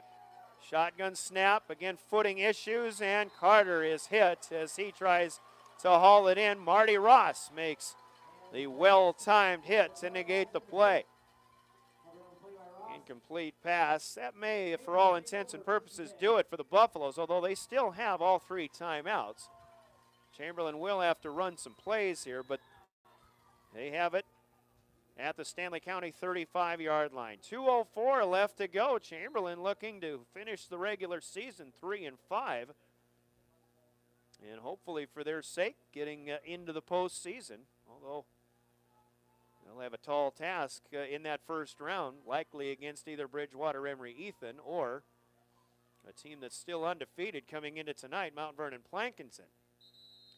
Dominguez bobbled the snap, does get a handoff away to Isaac Hawk, and Stanley County bottles him up and will take their first time out of the second half. Turns out to be about a loss of 4 back to the 39-yard line. Timeout on the field. We'll pause for a quick 30, and we're back. 1:56 left, and a 20-7 Chamberlain lead on KGFX.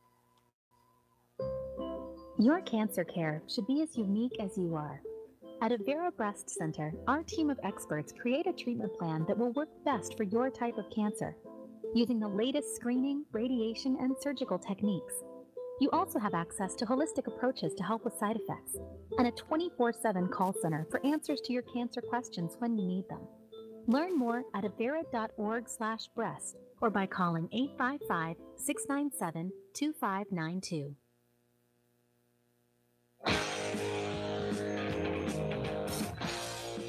First Buffalo timeout here. There's a pretty good game going on in the 9-man ranks up to the north, but the top-ranked Sully Buttes Chargers are well, not making it a good game. They are having their way with Faulkton area. 38-6 the score at the end of 3 quarters in that one. Sully Buttes looks to finish the season unbeaten. They'll go into the postseason as the top overall seed in Class 9B, and we'll be getting a good look at Sully Buttes and their playoff potentials in the postseason. Nothing for the Cubs on another running play. They don't really mind. They just need Stanley County to spend their timeouts. The Buffs have used their second now. And we've got another timeout on the field. A couple of other scores that we see. Canton has defeated Wagner 48-6. Canton will be the top overall seed, I believe, in 11B with an undefeated record. Wagner finishes a winless season here in the SESD. Interesting game as well. If you remember a year ago, things did not go well when Pine Ridge went to play at Sturgis, and Sturgis, thanks to some poor sportsmanship, ended up forfeiting a ball game. Sturgis had to make the return trip down to Pine Ridge tonight. The Scoopers defeated the Thorpes 42-22, but I see a nice tweet that says there was good sportsmanship all around. That's great to see, so a good job in the return there by Sturgis, even though they won the football game, but nice job of people coming together to just play a football game down in Pine Ridge tonight. 20-7 here, Chamberlain leads. It's 3rd down and 10 as they'll snap it again. Isaac Hawk still the entrusted ball carrier, just runs into the scrum. And the Buffaloes will now spend, presumably, their final timeout as the ball will get spotted one more time. We'll take one more 30-second break, and Chamberlain will have to run a 4th down play and try to pick up a 1st down. Buffalo's backs against the wall, trailing by 13. Back after this in 30 seconds on KGFX.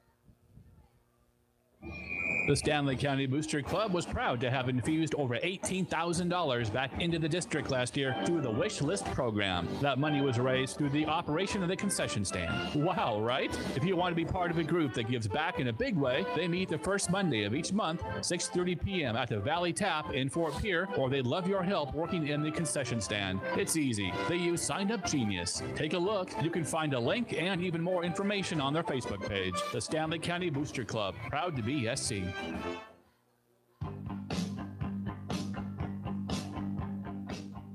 Minute 44 left in the regular season for the 11B teams here. And 11B and the 9-man classes begin the postseason Thursday night. We'll have back-to-back Thursdays of postseason football in the first round, and then the quarterfinals. The semifinals get played on a Friday night, and then then the Dakota Dome after that. Jazz Dominguez on 4th and 10. Jukes and jives, puts Cade Stover on his feet because of the wet conditions, and Jazz Dominguez runs for a Chamberlain 1st down.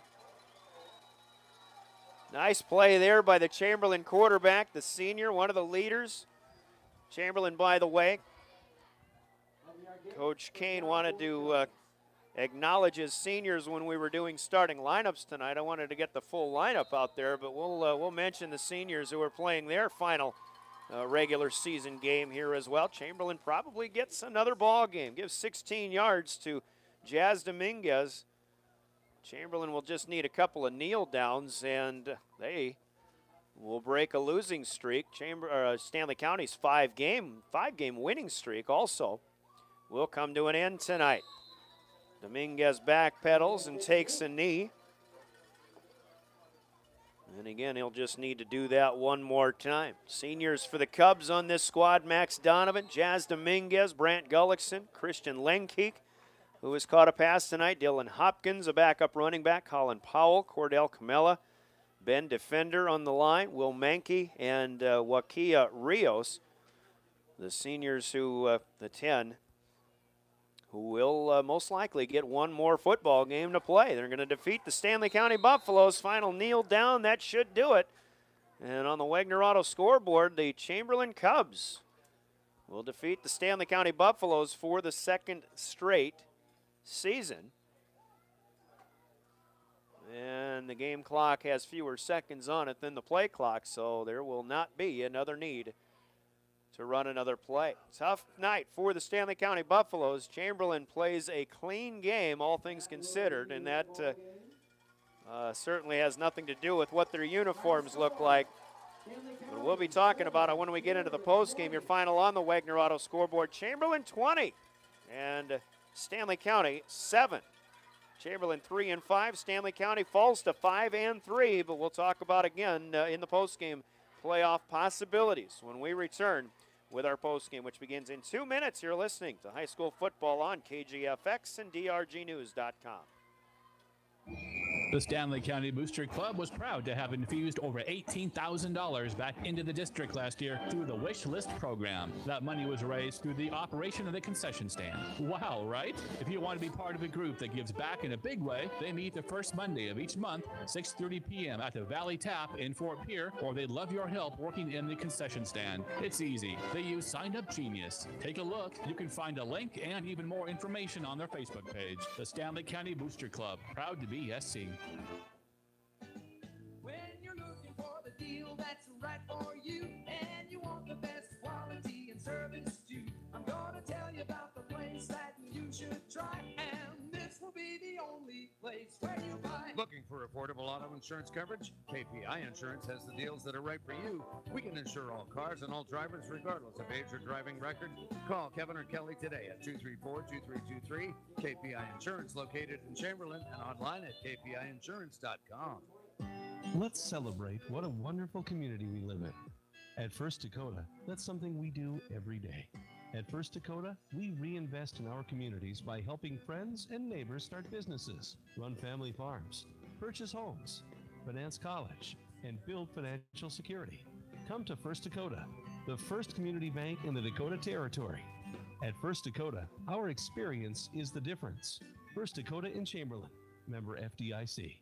Imagine what it would look like if we didn't have companies to haul away our unwanted things. Take a second, think about that. Not a pretty picture, is it? Byrie Brothers in Chamberlain can and does clean up that picture. They're here to help you with your disposal needs. Whether it's weekly pickup of household trash or you have a special project that needs a large container, Byrie Brothers will help you with what you need done. Give them a call at 234-5771. 234-5771. At Byrie Brothers in Chamberlain, satisfaction is guaranteed or double your garbage back. Call today.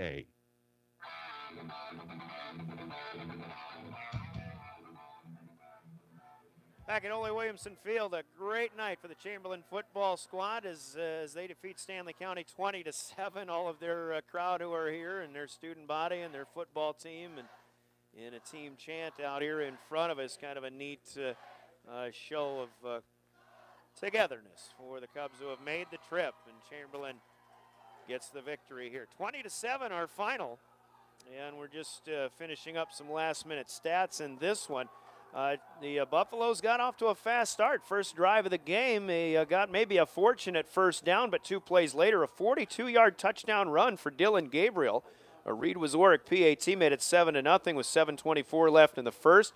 But some trickery and a couple of big plays, a 3-play scoring drive in return for Chamberlain, and they get a 26-yard touchdown run from the quarterback, Jazz Dominguez. They tried to run with a big fella, Nash Hutmaker, but the Buffaloes wrapped him up and the 2-point conversion, and it stayed at 7-6, and nobody scored for a while until the Cubs got a short punt from Riley Hannum, and Chamberlain had a 24-yard field to work with. It took them 3 plays. They get a 20-yard touchdown pass from Dominguez to Marty Ross, and Max Donovan came in and kicked the PAT. It was 13-7 with 10:21 left to go in the first half. That ended up being our halftime score. Both teams struggled all night long to move the chains, and there were not a lot of first downs picked up by either team in this game. But again, 13-7 at the half. Buffaloes go 3 and out on their opening possession of the second half. So do the Cubs. Stanley County got a little momentum from their own 27-yard line. Couple of first downs into Chamberlain territory.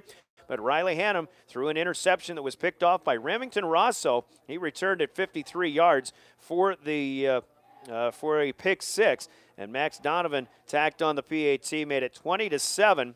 With a little over about 6:20 to go in the third quarter. And we didn't know at the time, although it really isn't surprising, as defensive-minded as this game was, that would be the final score of the night. The Buffaloes, again, went 4 and out on their ensuing possession. Chamberlain still with a 3 and out. Stanley County from the 3:36 mark of the third quarter did go on a 9-possession drive that took them from their own 32. They got a first down to the Chamberlain 29-yard line, but a fumbled football, their 4th turnover of the game. They had 2 in the first half, 2 in the second half. That's the big story of the game right there, mostly because of those turnovers. Chamberlain on a cold night and a wet, muddy field did not turn the ball over tonight, even though they fumbled on the opening kickoff, but they were able to fall on it, and this ends up being a Chamberlain football victory. 20-7 is your final score. Again, that was basically Stanley County's last-ditch effort. They did have a couple more possessions, but turned them over on downs. One of them that started in their own 7-yard line, and they turned it over in their own side of the field. Jazz Dominguez had a 16-yard run to preserve the victory, which came on 4th and 10, and they knelt it, had a couple of kneel downs after that, and it is a 20-7 win for Chamberlain. Cubs roll up, by my count, 170 yards of total offense, 104 on the ground, led by Dominguez, the quarterback, with 9 carries and 43 yards all told. Isaac Hawk, 15 carries, 27 yards. That's a pretty good idea of how well the Buffaloes were playing tonight, especially defending the run. Colin Powell, 5 carries, 23 yards. Cordell Camella in the second half had 3 carries for 11 yards, 104 all told, very unofficially. Jazz Dominguez through the air, just 3 of 11 for 66 yards. Hooked up on the 20-yard touchdown from Marty Ross. Had a 35-yarder to set that the first touchdown drive up with a hook up to Colin Powell. And at the end of the first half, had a near touchdown to Christian Langkeek with an 11-yard completion, but good job by the Buffalo defense to keep him out.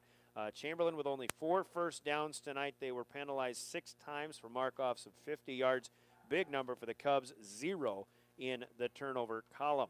For Stanley County, who actually outgains Chamberlain, 178 to 170 tonight.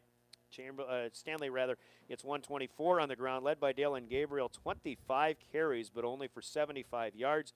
J.D. Carter had a couple of big ones in his the last 2 of his 8 carries for 58 yards overall. Brady Hofteser carried once for no gain.